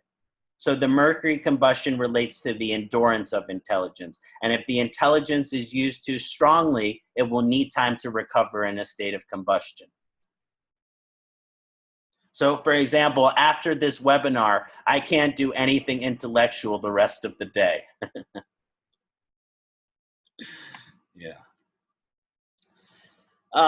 So now I want to focus on how are we to improve our planetary karma with Mercury. This presentation has been thorough. We went into full detail as to all of the karmas with Mercury, both general and subtle. And then we looked at Mercury's current transit and all of its position in varying dignity to understand what is the nature of Mercury karma and how does it specifically manifest based on position. Now that we have a nice understanding of that, what can we do to improve our planetary karma with Mercury? Now, a lot of times during this webinar, we talk about different awarenesses to help improve our karma. But now we're going over specific upaya, remedy, that are going to be very specific that you can do to improve your planetary karma with Mercury. Now, Mercury rules Wednesday, so the most beneficial day of the week to honor Mercury is today, Wednesday. You can honor Mercury every day if you're in Mercury Mahadasha, Mercury Antardasha, Gemini Lagna, Virgo Lagna, Gemini Mercury, Virgo Mercury. You can honor Mercury every day, but the most beneficial day is Wednesday. We honor Mercury by wearing the color green, and we honor Mercury through traditional Mercury mantra, which we performed at the beginning of this webinar, which includes the full sutra, and then the repetition of the tantric or seed sound 108 times. We also honor Mercury through prayer in front of a well-designed Mercury yantra. Now, as far as ancient improvement with Mercury karma, we honor Buddhaji by wearing the gemstones emerald and green tourmaline on the pinky finger. And so here I have a emerald. This is a ruby and a red coral because all of these energies are conjunct in my 10th house. So when I'm doing work, it's helpful for me. So emerald is one of the best gems for Mercury. It is so amazing. It makes you more intelligent. So it increases your IQ, at least a few points. It helps with focus. It helps with concentration. For me, because of combustion with Mercury, it helps me from getting burnt out. It helps me protect my intellectual energy. It helps me stay focused, and it increases it. And so with people with Mercury karma, even if it's challenging, emerald is a very good gem for you to work with because it will improve the condition or quality of your buddhi, your intelligence. I like silver setting for Mercury gemstones, and there are different theories as far as, you know, hand, finger, but my general approach is traditionally speaking, it's the right hand for male and the left hand for female. But I don't believe in these differentiations of gender as much. And so I kind of think that it should be more about the energies that we, on the right side of our body, energies are more active. On the left side of our body, our energies are more passive. So when we want to increase the overall energy of something, we wear it on the right side of the body. We want to decrease the negative energies of something, we remove it over the left hand. So you only wear gems which are in a positive position in your chart on the right hand. If you wear gems which are in a challenging position of your chart, they should be worn on the left hand. And that's only if you're right-handed. If you're on the left hand, it switches back around to the most dominant hand. So it's really about your hand, not right, left, but the hand which is dominant and then the hand which is passive. We also honor Buddhaji Mercury through honoring Vishnu. Okay, so Vishnu is the deva which is often associated with Mercury. And so rituals and traditions of Vishnu mantra are going to be very positive. Specifically, we honor Buddhaji through honoring the incarnation of Vishnu known as Balarama. Okay, we honor Buddhaji through honoring the Gautama Buddha, including rituals and traditional Buddha mantra. I think this is beautiful that the Vedic lineage has integrated Buddhism here. And so basically, Mercury is the planet which is associated with Buddhism. And interestingly enough, why is the planet of intelligence the Buddhist energy? Well, that is because in Buddhism, the goal is nirvana. And in order to get to nirvana, you follow the Eightfold Path. And in order to follow the Eightfold Path, you have to cease the fluctuations of the mind.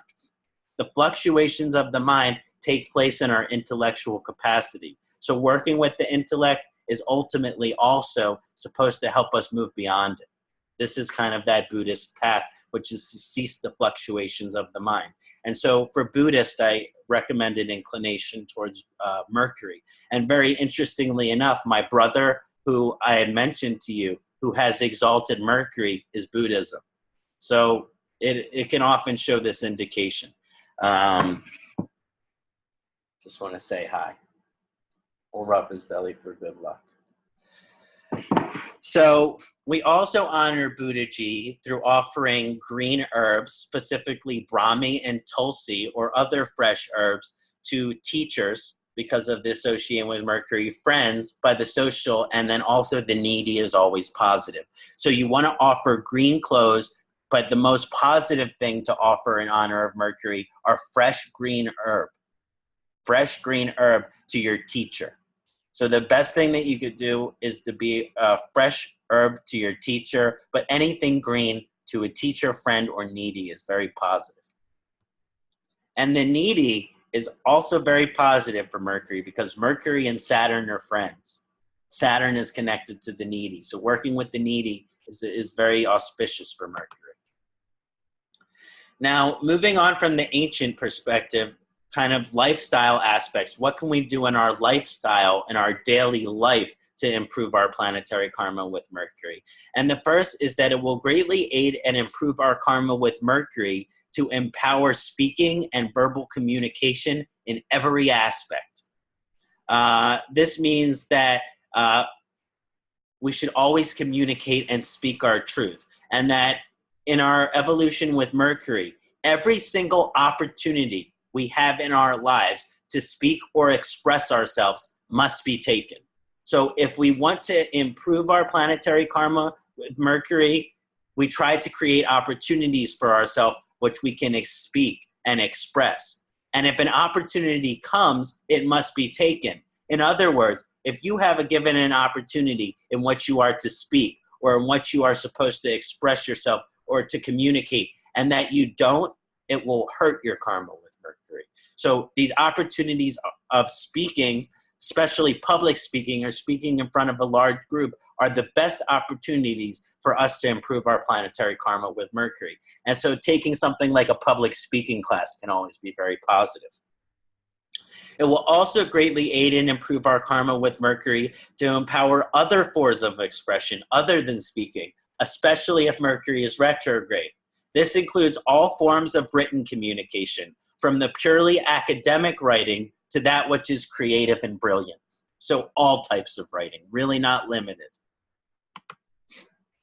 We will improve our planetary karma when we use our intelligence or buddhi to provide a service. We talked about this with Virgo. We also talked it as a karmic element with Mercury because of the Vaishya caste, the merchant caste, which is associated with Mercury. This includes, in the merchant or business sense, providing some type of service which might be financially rewarding. This means that you could have, you could be offering a travel agency, you could be offering a business consultation, but basically you are offering some type of service which might be financially beneficial to you or to the individual that you're providing the service to. Ideally, this service would carry some of the individual message which the soul carries, which we talked about relates to the sign and position of Mercury. So it's okay to provide a service in honor of Mercury and to make money off of that service. But you have to make sure that that service you're providing is in alignment with your message.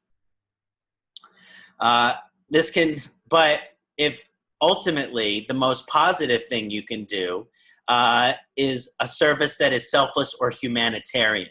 This ultimate service towards humanity, which has no financial reward. And this is called seva, which is an offering to God, which is service to God.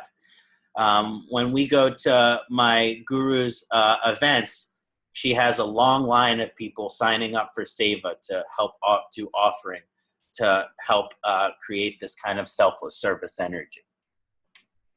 We will improve our planetary karma with Mercury when we use our intelligence to improve the quality or condition of something, purification. This is usually an analytical process to improve something to its ideal state. So as soon as you find something that's, let's say, not in its best condition, you improve your karma with Mercury by using your intelligence to make that thing better.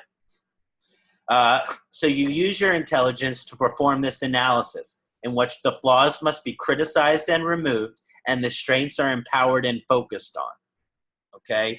One of the ways of improving things to their ideal condition through this analytical process, it actually does improve our quality of relationship with Mercury when we use our intelligence to improve things to their higher quality. We will also improve our planetary karma when we use our intelligence in the pursuit of knowledge. This is the teacher karma, the student karma, which is associated with Mercury.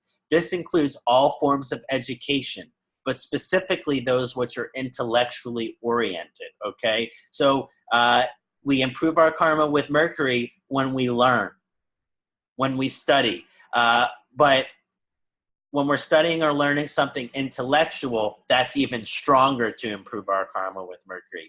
This includes certain fields like philosophy, psychology, literature, academia, history, language, mathematics, and much more.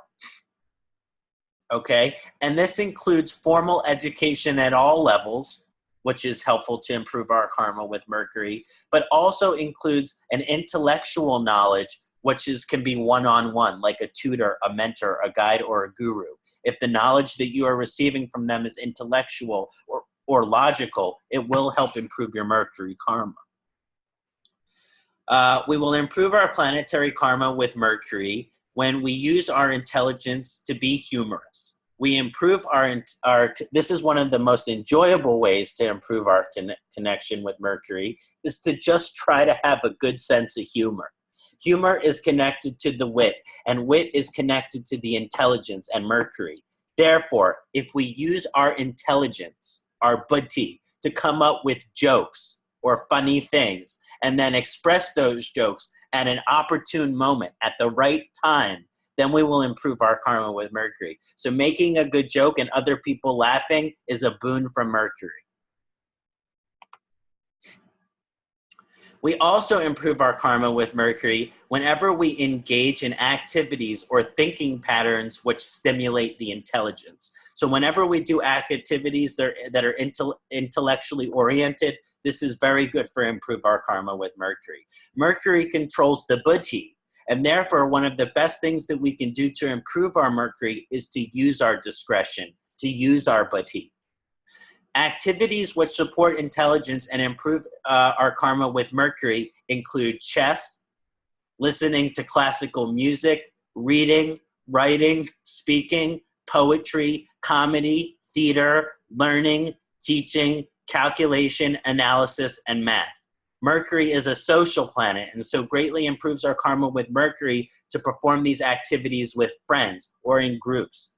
The best thing you can do is combine them. This is like a book or a chess club, which is a group of intellectual people meeting for an intellectual purpose. There's nothing better that you can do than to have these kind of meetings. It could even be an astrology club, Jyotish club, improvisational comedy groups, writing and speaking groups. This is all very positive to improve our planetary karma. Because I have to use my intelligence so often with the readings, I I have to keep my intelligence sharp. So I always try to activate this Mercury karma early in the day. I wake up, I have my cup of tea or coffee, and then I immediately play chess, usually for 1 to 2 hours, 1 or 2 games, depending on how long the games take. And this will be really helpful because then afterwards, my intellect is stimulated and I'm ready to begin this work. So it's very helpful when we improve our karma with Mercury that we do activities that enhance our intelligence, like chess, classical music, reading, writing, speaking, poetry, and all creative expressions as well. So to improve the planetary karma with Mercury, the mind, the intellectual mind, cannot be allowed to be dull or tamasic. Okay, now one of the things that is common that you see nowadays is the diseases of dementia, which we call Alzheimer's. Now, part of the reason that Alzheimer's is so common, although there are many explanations, it has to do with the water and the food and the air pollution. But on a deeper level, from a karmic perspective, the Alzheimer's occurs when we stop using our intelligence. In other words, you are more vulnerable to these diseases of the consciousness affecting you when you are not sharp anymore. So if you can focus to improve your karma by always doing these activities which are intellectually oriented, it will also be like prevention for any type of mental this type of dementia type illness or deterioration of the consciousness. So especially for those who have Mercury in the 6th house or the 8th house or the 12th house, they have to keep their mind sharp. The Rajasic Sattvic qualities of the mind must be emphasized and empowered over the Tamasic to improve our karma with Mercury. Therefore, to improve our karma with Mercury, we must keep our minds and intellect stimulated, which means this long list of activities that I mentioned, they should be done on a daily basis to always keep the mind sharp. Now, of course, depending on the work that you do, you might automatically do these things. But if you don't do them, to keep your karma with Mercury good, it's important to incorporate these things. Even if you can't do them every day, you should do them 1 week per Wednesdays, on Wednesdays. Now, when looking at the Ayurvedic remedy for Mercury, it gets rather unique because Mercury is a tridoshic planet. It does not have a specific dosha. And actually, Mercury's balance of dosha is greatly influenced by the signs and planets it's traveling with and is aspected by. So the dosha of Mercury is highly influenced by the energies that it's with, more so than other planets. The sun will always be Pitta, no matter what planet it is with. Mars will always be Pitta, no matter what planet it is with. But Mercury, its dosha changes by which planet or sign that it's with. Now, so therefore, we can't just say, oh, there's a general way with this dosha to improve your planetary karma with Mercury. You have to look at the condition of your Mercury to understand which dosha is influencing it. Is it a Vata, Pitta, or Kapha planet or sign? Mercury, while being tridoshic, certain Vedic lineages believe primary dosha of Mercury to be Vata because of the wind quality, high wind quality of Mercury. Communication is wind. So there is this vibration here that even though Mercury is tridoshic, it is of my personal opinion that it is at least 50 to 75% Vata. Okay, so now this can be changed by its influence, but Mercury on its own, Vata. Therefore, often when dealing with health difficulties related to wind element type Mercury, we are dealing with Vata. Therefore, these individuals need Vata balancing lifestyle and diet. Vata element is strongest when Mercury is in an air sign or conjunct with the Vata planet. So you know to focus on the Vata aspect of remedy with Mercury if your Mercury is in Aquarius, if your Mercury is with Saturn, if your Mercury is with Rahu, or this, you know to work with Vata then. Now, there is also a strong Pitta element of Mercury because of its connection to intelligence. Intelligence comes from Pitta and the Buddhi. So due to the Pitta element aspect of Mercury, we also have to work on balancing the Rajasic qualities of the mind. Usually the health difficulties which relate to Vata physically are Vata, are with Mercury are Vata, but then the physical issues are Pitta. The mental issues are Pitta and the physical issues are Vata. So we have to work on balancing the Rajasic quality of the mind. And so this might become as hypercritical or an overly analytical nature. Those people need Pitta balancing lifestyle and diet.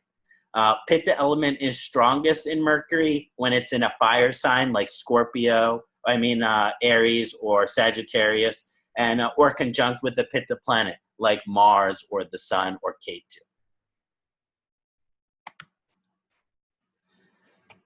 So now we have just finished this portion of the webinar, how to improve our planetary karma. And now I have some key examples from the community that we will go into detail to look at some specific examples of the nature of the Mercury karma for the individual and also how to improve. The question was how to improve my planetary karma with Mercury based on my natal chart. Yes. You're Libra Lagna, and you have Mercury in Taurus in the 8th house with conjunction of Sun and Venus. Right. So when looking at how to improve planetary karma with Mercury in this natal chart, we find Mercury at 27 degrees, conjunct with the Sun and Venus in the Venus-ruled sign of Taurus, posited in the 8th house.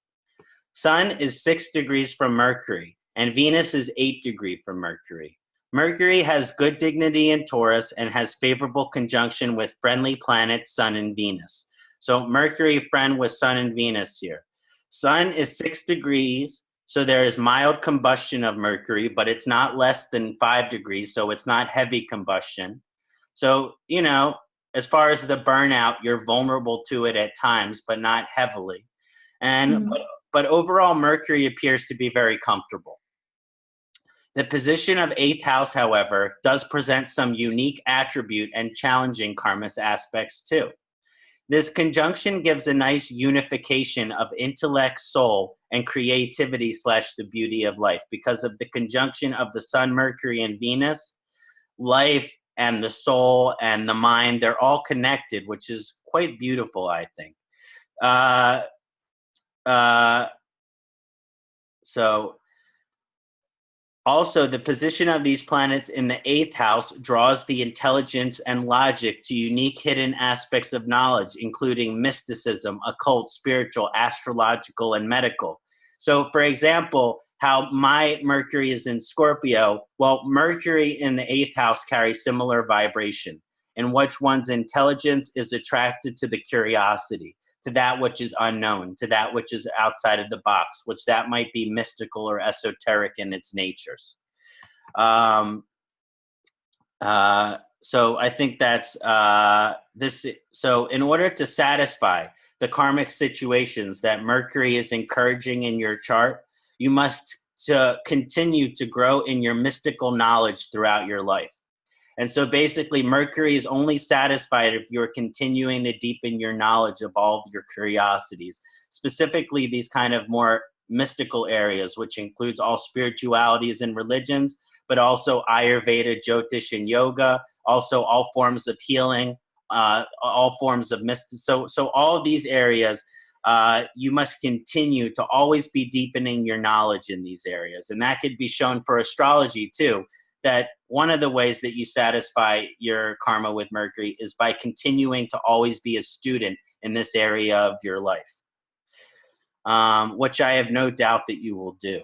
Now, Yes. in order, due to Mercury's position of conjunction with the Sun and Venus, this mystical knowledge must be deep from the soul level. So it's not just intellectual knowledge, but on some level, it's the knowledge what your soul has as well, or the knowledge what your soul is seeking. And it also has to be able, the knowledge also has to be able to provide pleasure, beauty, and quality to the life.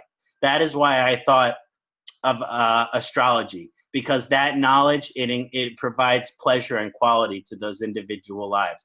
But basically, this knowledge, what you are seeking, by its conjunction with Venus, it could either benefit you materially because Venus is the Lord of wealth, which means this knowledge could benefit you at some point financially. But ultimately, there's a connection here that it shall have to do with the beauty of life and the quality of life. So that will be helpful in terms of the knowledge as well. Now, due to Mercury's position in Taurus, the logical and intellectual will be used for accumulation, success, and acquisitions. And so this is a natural vibration. It's always good when Mercury is in Taurus because it is like a deep well of knowledge. It is a very deep well of knowledge here. So there is this aspect here by the position of Taurus that you will be accumulating knowledge, that this knowledge gets stronger and stronger and accumulates. And that accumulation of knowledge will have to do with your success as well. But with the Mercury in Taurus, it has good memory. So the knowledge that you are acquiring, it should be knowledge that you are able to remember, which is very good in this circumstance here, because at some level, you're going to switch from the student to more of a teaching role. Mm-hmm. Now, so since this conjunction is posited in the 8th house, it suggests that the knowledge you shall acquire with your intellect should be mystical, occult, or esoteric in its nature. This means to improve your planetary karma with Mercury, you must use your intellect to first learn and have deep comprehensive knowledge of various mystical or occult fields. This includes Jyotish, Ayurveda, yoga, shamanism, and tantra, just as some possibilities. On a deeper level as well, by moksha influence of 8th house, because the 8th house represents knowledge of life and death. It represents knowledge of the afterlife and some knowledge as to the moksha process. So there should also be a certain amount of knowledge that you develop about what reincarnation is and the afterlife process. But because of Mercury, you will be able to understand it intellectually as well. Now, and that's why I think books about the afterlife will be very good for you. So after the wealth of comprehensive knowledge in the various unique areas is complete, then Mercury will seek for you to share the knowledge you have acquired, which is basically you will go from being a student of well, you'll always be a student, but you will also be activated as teacher. But but first, all of the comprehensive knowledge must be there. So there's the learning process. As we mentioned, it manifests in 3 parts, right? Right. The learning process, then we represent that information, and then we begin to share it. But I see this as a strong energy in your chart because Sun is Mercury. This is your soul's direction. This is your soul's fulfillment. So after you feel like you have the necessary amount of knowledge, I have no doubt that you will begin to share it. Because that's what Mercury ultimately wants, is for you to be a messenger of this information. So this is the second remedy for how to improve your planetary karma with Mercury, is to share and spread all of the knowledge that you have acquired through speech, writing, and technology. Yes. Wow. Great. Amazing. Good. Good. Yeah. Yeah. Thank you. Thank you so much for the analysis of the karma. Really, really appreciate it. Mm-hmm. And does that resonate with you? Yes, completely. Okay, good. Yes. Okay, great. Wonderful. That was really fun, Medora, and I hope in future webinars we can look at some of your karmas with the other planets as well. Yes, sure, definitely. My pleasure. So is Joshua here? Yes, I think, yes, she's here. I'll make a panelist. Joshua Joshi. Yes.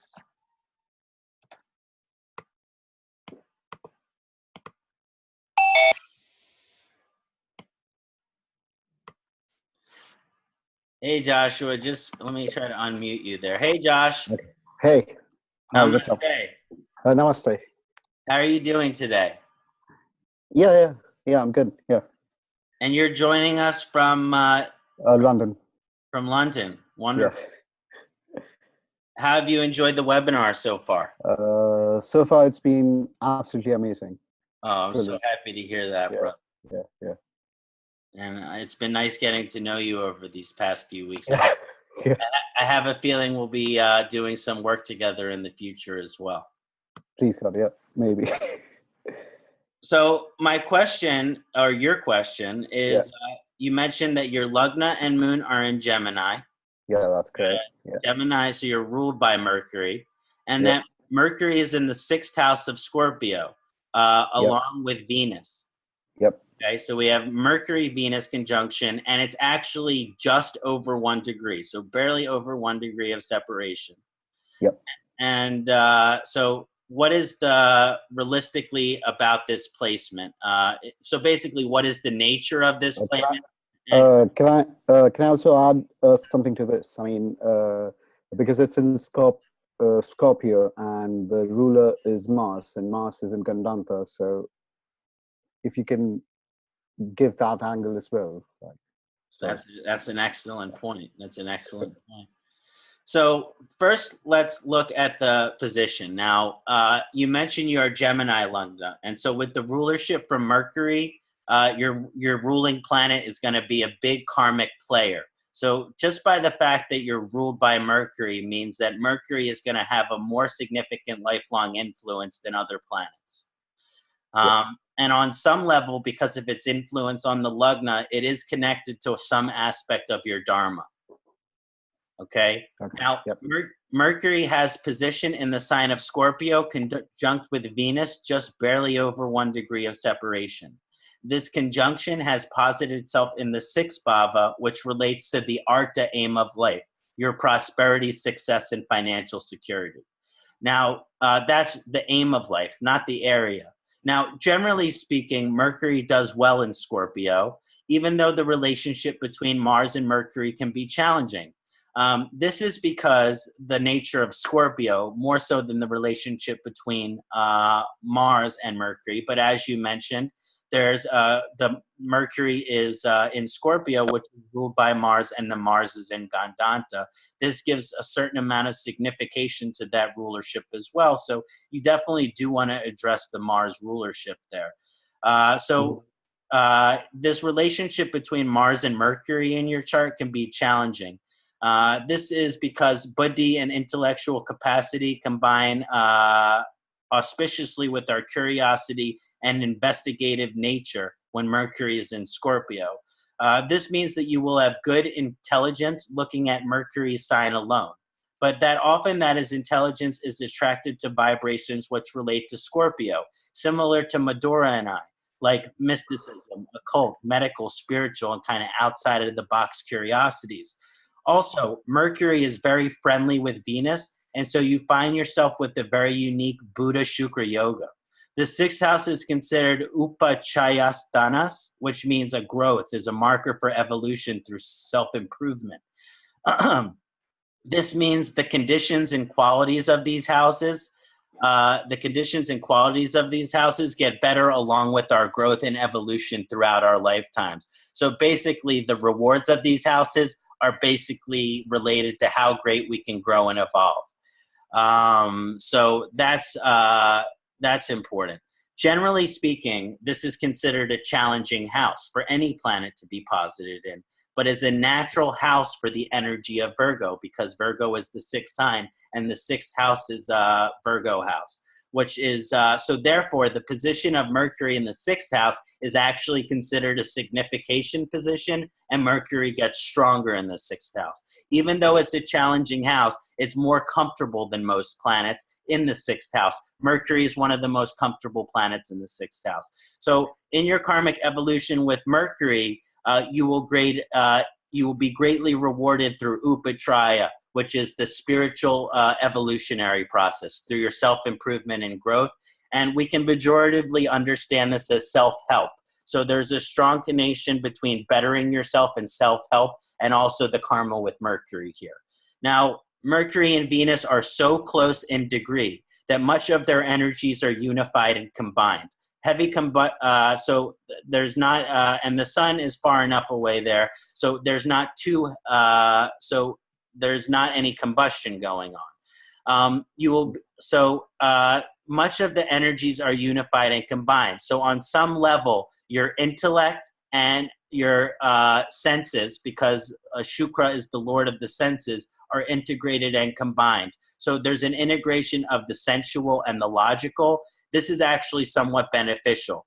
It kind of shows there's somewhat of a beauty in the communication as well. When we talked along earlier with the combination of Mercury and Venus, Venus can really give a lot of refinement and sophistication and beauty to the energies of the Mercury.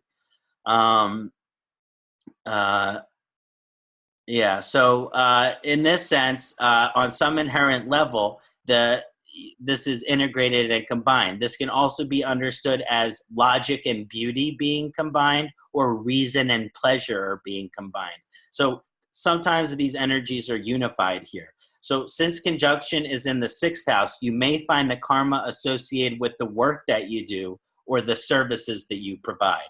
So the 6th house has a strong karmic suggestion to work. This is also an inherent energy of Mercury through its connection to Virgo. However, with 6th house activation, the work that we are doing might not always resonate on the deepest level as our career or life purpose. Okay, so these two energies that are activating, they're activating the second aim of life, which is finances, prosperity, and success, and the work that you're doing. But the work that you're doing, which is activated here, is very different from the work that might resonate in the most positive way. The work in the 6th house often does not resonate with us in the most positive way. Oftentimes, the work in the 6th house, it really feels like work, okay? Which means that we might be getting money from it, but it's not fulfilling or it's not rewarding. It feels like work. It feels like service. It feels like maybe I'm putting more in than I'm getting out, or that this isn't deeply connected. So a heavy activation here does bring in certain suggestions that you will often find yourself doing certain work that might not be the most rewarding, that might not be the deepest connected to your life purpose.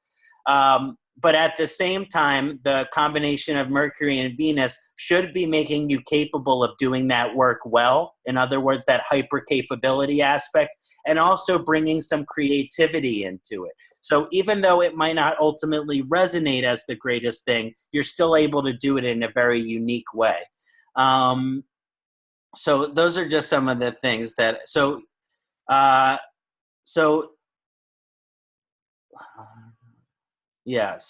the work in the 6th house feels like work, which means we are providing a service, and due to this conjunction, that which you provide combines intellect and creativity with mysticism, the unknown, and the spiritual by the Scorpio. Through Artabhava here, to improve karma with Mercury, you would have great potential yourself to use your intellect and creativity to provide a unique and possibly healing service. So if you can take that intellectual gift and combine it with the creative gift, and to create that into some type of service that you could provide that would benefit others, I could see this really benefiting you. So again, I think of this as kind of a business type situation, but it could also be more selfless or humanitarian. But I think specifically by the 6th house, this service that you're providing, it should have some type of financial reward. So that's why I said possibly a healing service, because the 6th house is the first 3 stages of disease. Samprapti, Ayurveda has 6 stages of disease. So in the first 3 stages of disease, they haven't made any permanent changes of the body. They've just created some imbalance and aggravation. So it's not like the service that you would be providing would necessarily be curing cancer, but maybe people who struggle with certain health difficulties, you're giving them a better quality of their life. Or something like that. Something I was feeling along you helping the quality of other people's life. And with Venus, it should be pleasurable. So I certainly feel that the service you're providing could be pleasurable in its nature as well. Now, Mercury's strong influence and position in 6th house means you growing and evolving every time you focus your intellectual energies on mysticism, spirituality, or service to the betterment of humanity. Eventually, through this evolutionary vibration, because of the Upachaya sixth house, although it might feel like work with little material gain at certain times, ultimately, to continue to provide this gift to others through service or seva, which again, I said this because there might be not as much reward as there should be, that eventually you will also gain individual success, reputation, and financial prosperity, because it's all supporting the second aim of life, Artha Bhava. So even though the work feels like work, it might not always be the most rewarding, eventually it will pay off here with success, reputation, and prosperity. Mm. Yep. Yep. Yeah. So how does all of that resonate, brother? Well, it sounds good. I mean, it sounds sort of perfect. Because the funny thing is, my professional, skilled at creating softwares and applications and stuff like that. So, yeah. Mm-hmm. Yeah, And exactly. The Venus element, working with the UI and UX side of things. Exactly. It's that nice combination of creative and technological energies. Yeah, but as you said, like it's, I don't sort of enjoy it because it seems like work. However, I do enjoy the mystical side of things, spiritual side of things more. But I guess if that becomes work, then that also will become sort of, Yeah. Now, you're just to touch on this, because this is not specifically Mercury, but because we talked about sixth house and work, it's worth mentioning that Pisces rules your 10th house of career, and Jupiter's in Leo in third house. Whenever Pisces is in the house of career, the more rewarding work might be intuitive. Right. Okay. So it's saying it's possible for, if you work in some intuitive work,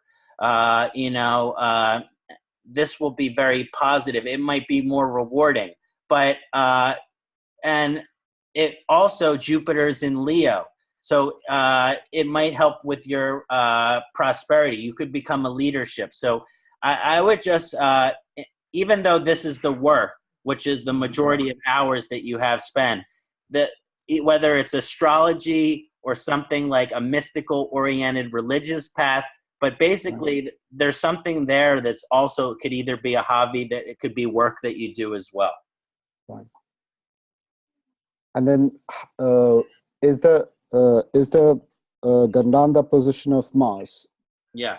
How's that influencing the whole bigger picture?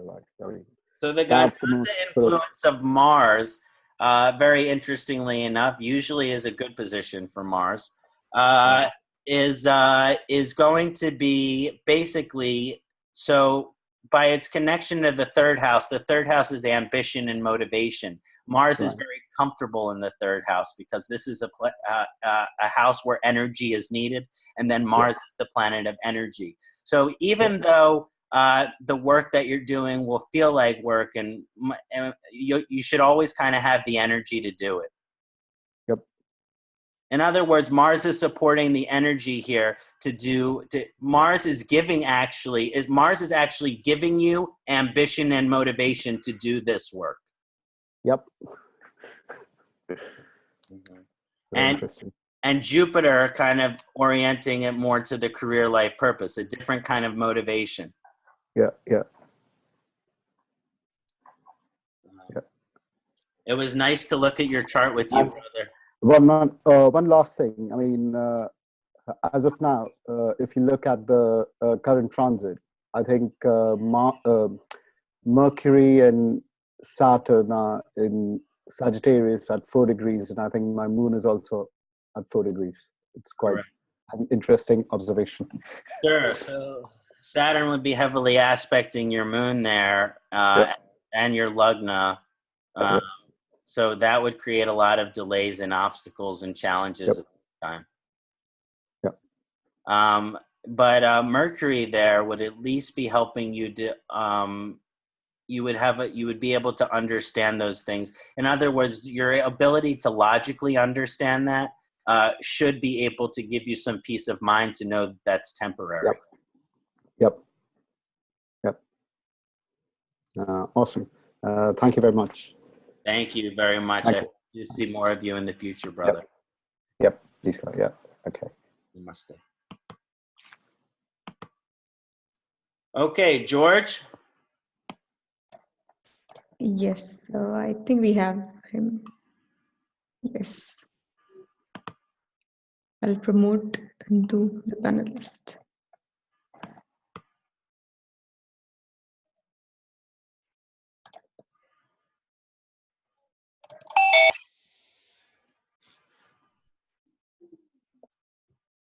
Hi there. Hi, George. Hi, everybody. How's it going? I'm fine, thank you. Happy birthday, brother. Thank you, George. Thank you so much. I got your note this morning. Thank you so much. Yeah. Just give me one moment. I Take your time. just have a note. I'll be right back. Okay. I'll be right Sure. back. 1 second.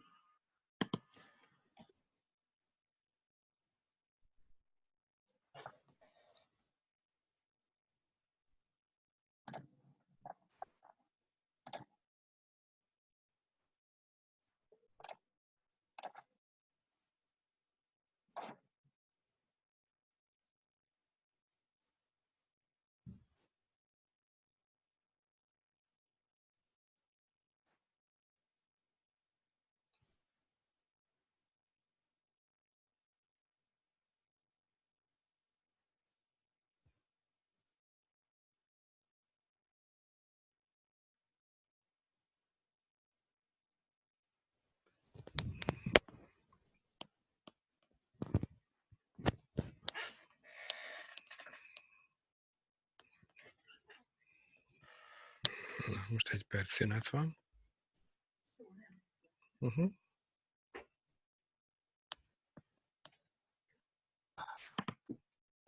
Hello, George. Hello again. Thank you for your patience. So the question that you sent in is, my birth dasha is ruled by Mercury, which Mercury has not so good position in Rashi. Being in the 12th house in Gandanta and quite close to the galactic center in Mula Nakshatra, the deity of this nakshatra is Nriti, the goddess of destruction, she who has the power to ruin, destroy, and break things apart. Despite all of my good intentions, precaution and mindfulness, it happened to me several times in my life, both in the professional, 6th house Gemini, and spiritual area, 9th house Virgo, to cause troubles, to destroy and break things apart with my communication, and also having Rahu in the 2nd house, or Mercury itself being in the 2nd house from Chandra Lagna, shows again the troubles I might be able to cause with my communication or speech. How should I improve my karma with Mercury? That's right. Here we have George's chart. For those of you who have been attending these webinars, it might be looking a little bit familiar now. So when looking at the basic levels of your Mercury karma, you have done a good analysis yourself, as you always do. You mentioned Mula Nakshatra and Nriti and how that might have caused you certain troubles in your Mercury karma. You also astutely noted Buddha's position in Moksha Bhava and at Gandanta point in 0 degree. This conjunction, many indications that are both auspicious and positive, but also comes with some challenges. With Nriti influence in Mula Nakshatra, with Nriti can also bring us closer to moksha. So I wanted to mention that. With Nriti influence in Mula, it is noted that Nriti also brings us closer to moksha. So as you mentioned, being connected to destruction, but also connected to moksha. Mercury in Gandanta is, sometimes Nriti is called the goddess of death. Mercury in Gandanta, in Moksha Bhava, has profound signification for one's spiritual evolution. In other words, your spiritual evolution and your moksha process is connected with Mercury. And although we touched on that a little bit in this webinar, I like your example as a good example of that connection between our Mercury karma and moksha. So ultimately, these spiritually united your relationship with Mercury and with moksha. This connection between moksha and Mercury could manifest in two ways, as these are not mutually exclusive. First is that your path to moksha requires a certain amount of your intellectual discrimination. And for you, this conjunction in Sagittarius, it also has a lot to do with morals, ethics, and principles, basically being a good person. Therefore, your intellect is vital to spiritual evolution, and ultimately suggesting that even though Mercury rules 6th and 9th bhava activation also emphasizing the spiritual evolutionary process, which falls back into the 12th house. Also, that connects some of the work from the 6th house, which is Artha Bhava, with the moksha elements in the 12th house as well. So everything's kind of going back to moksha. Ultimately suggesting on some level, because of all energy travels back into 12th house, that the orientation with Mercury is to moksha.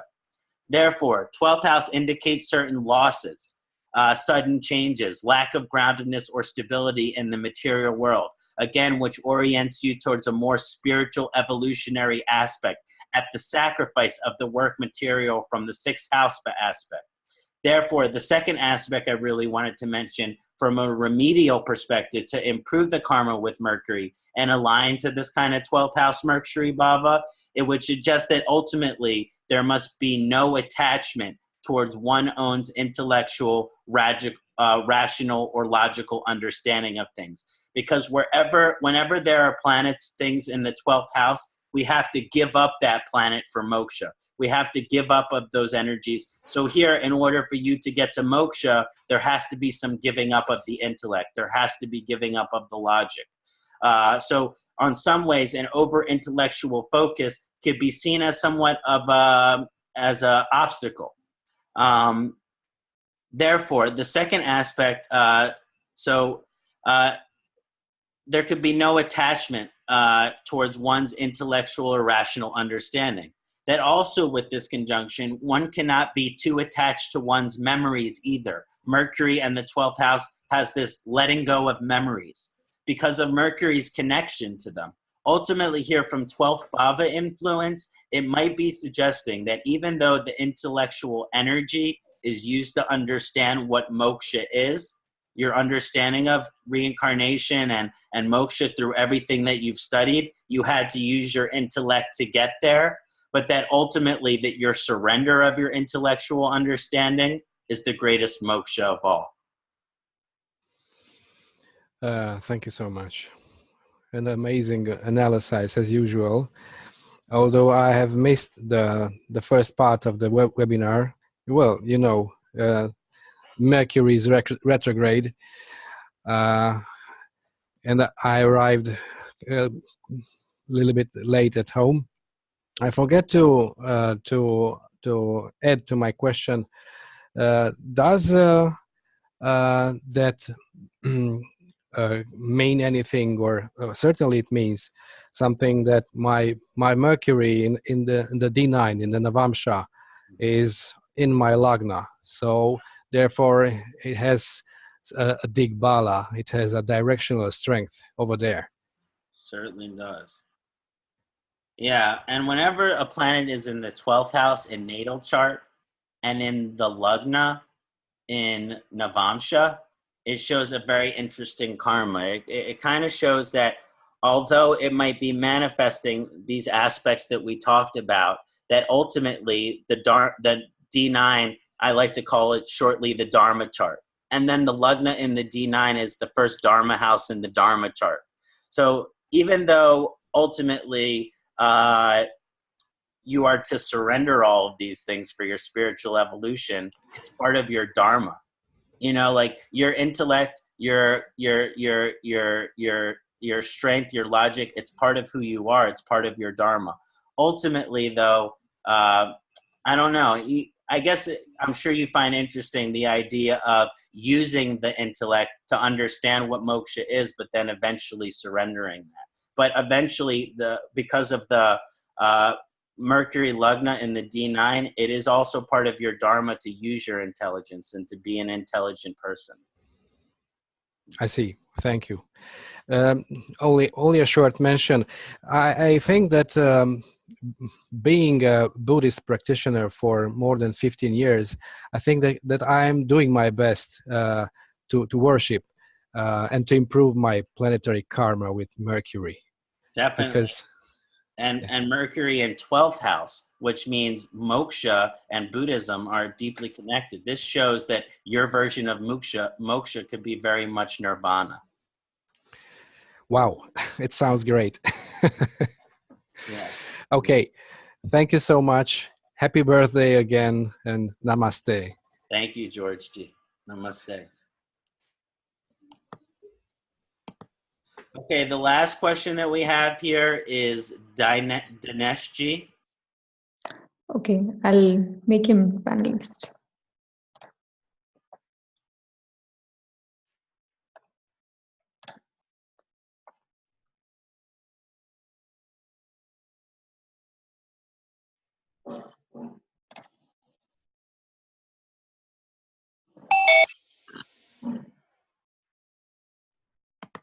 Dinesh ji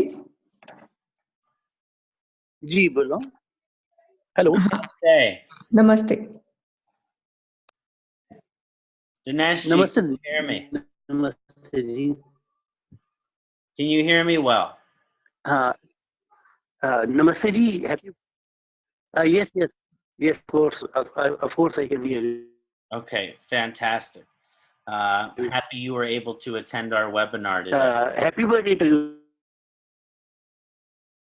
Madhuraji, I guess his internet's a little shaky.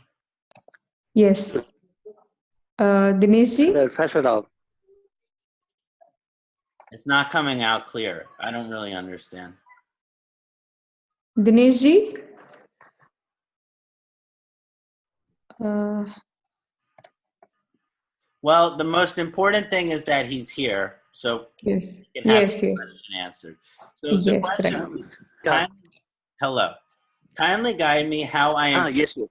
I improve aspects related to Mercury in my life, and how the position of Mercury is either making my life easy or difficult. Yes. I like your question a lot, especially because of the unique position of Mercury in your chart. I mean, immediately you see this, you're like, wow, this is good material. Yes. You have an debilitated retrograde conjunction. So this is a really good material to look at Mercury karma. Now, when you're looking at your query as to Mercury's position, influence, and how to improve karma, we must look at the position and find a strange phenomenon, okay? At an initial glance, we observe Mercury retrograde in position of debilitation of Pisces in Lagna at 12 degree, in conjunction with Mars at 9 degrees, so 3 degrees of separation. This certainly creates a mixed karmic effect for Mercury, and a very powerful one as well. When a debilitated planet is retrograde, a phenomenon occurs and it begins to act exalted and auspiciously at times. Mercury and Mars conjunction here provides a powerful effect. On some level, one's instincts and actions will be deeply integrated with the logical and the rational. Ultimately, a balance between the two is sought, which all actions have great thought and intellect before them and part of them. On the challenging side, this conjunction manifests to favor impulse over logic or reason at times. Mercury debilitation or exaltation retrograde effect causes one's communication to manifest in an unusual expression. Although the conjunction with Mars shows an emphasis towards action versus words, the statement, actions speak louder than words, my friend, is especially true for you as relates to your nature and your karma with Mercury. However, this debilitation will act exalted, and what you are communicating will be coming from an extremely proud, deep, and well thought out place, and these communications have the power to cause great influence, changes, and transformation. To improve the planetary karma with Mercury, specific to your chart, Dinesh, a focus on the Yeah. balance with intelligence and action. There is both a challenge and blessing in this area, and the blessing is realized by striking a proper balance between these two. This means when it comes to actions and the impulsiveness behind them should be completely avoided. So you should never be impulsive behind your action. A great amount of logic and intelligence should be integrated into the actions before it's taken. So I want you to think real heavily before any actions. In other words, is this action I'm about to take considered smart? Is this action that I'm about to take rational or logical? Does it make sense? These are the questions I want you to ask. Answering these questions before you take any actions will help to improve your karma with Mercury. Also, you should not think or speculate for the thought's sake alone. You should not think for thinking's sake because of Mars-Mercury conjunction. But in your chart, the thoughts or speculation should be put into action. Therefore, thoughts should be oriented to lead towards positive actions in due time, not for thoughts or speculations or sake alone. So I really only want you to focus on your thinking if it can lead toward action. Okay. Okay.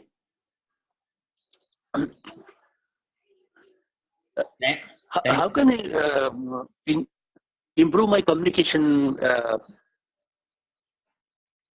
Hello? Hello. What was the question? How can I improve my communication?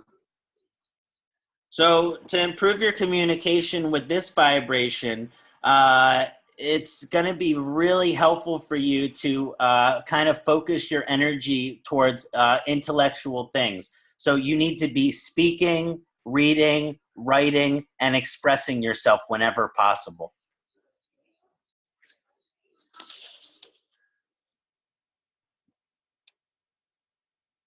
Okay. Thank you, Dineshji. It's really difficult for me. Thank you, sir. Thank you. Okay, now to conclude our webinar today, I want to look at Yoganandaji's chart. This was voted on by various members of the astrological community on my page. Now, when looking at Yoganandaji karma with Mercury, let's first at the fullness of Buddha position. Now, Mercury is in the 5th house in Sagittarius Rashi, okay, at Gandanta point, much like our friend George, in conjunction with Sun at 23 degrees. Mercury generally has neutral, friendly position in Sagittarius and allows one's communications to be ethically, morally, philosophically, and spiritually oriented. This is certainly true for Yoganandaji, who embodied the value and teachings of the yamas and niyamas and shared that message with the world. This guy's Mercury karma was very evolved because he knew what his message was, he embodied that message, and he shared that message. So he's manifesting the Mercury karma on all 3 levels. So some of the most auspicious effect of Yogananda Mercury relates to the position in 5th house, conjunct with Mercury 23 degrees apart. There is no combustion of Mercury here, so it can act independently and show strong intelligence without burnout. In other words, Yogananda is not going to get burnt out. But also, conjunction with Sun provides expression at a soul level and brilliance. So basically, the Sun and Mercury are perfect degree of separation from each other. Also, of this karma is concentrated in 5th house of Dharma and education. Therefore, there is a strong messenger dharma for Yoganandaji. It is part of his dharma to be messenger that is coming with the soul's wisdom from Sun. The 5th house has significations with dharmas which are connected to our past lifetimes. And therefore, these karmas as a messenger of truth, spirituality, yoga, and righteousness are from Yoganandaji's past lifetimes as well. This isn't the first time that Yogananda was an ambassador of his teachings. So our time has gone very long today. It's currently, we've gone almost 4 hours. Yes. So I don't think we're going to do any live questioning today, but I really hope that everyone enjoyed how to improve our planetary karma with Mercury It was such a great honor for me to talk about this wonderful planet. Oftentimes when people looking at chart, they forget about Mercury. Mercury is such an important planet for us to work our throat chakra, for our evolution in terms of our message and our intelligence and our communication, and should be honored equally along with every other planet. So I hope everyone really enjoyed this webinar today. Yes, truly, we all enjoyed the webinar, and you actually covered everything. Everything about Mercury, all aspects of Mercury, including combustion, retrogression, and remedies, Ayurveda, and examples. So, thank you so much, Kṣaṇāti. And it's your birthday, but still, you are here, and you have given us 4 hours of webinar, and it's really amazing. And thank you so much. Thank you so much. Thank you, Madhuraji. All the participants, thank you so much for attending the webinar. You've all the whole series of how to improve our planetary karma, and we look forward for your participation. And do check out our YouTube channel as well, and we will be really happy to answer the questions under the videos, comments, Yes, please as come much as possible. anytime on the video. Yeah, and you can contact him on the details mentioned on the screen. So thank you so much, all of you, for attending the webinar, and thank you so much for being there with us. Thank you, Madhuraji. Thank you, Kṣaṇāti, once again.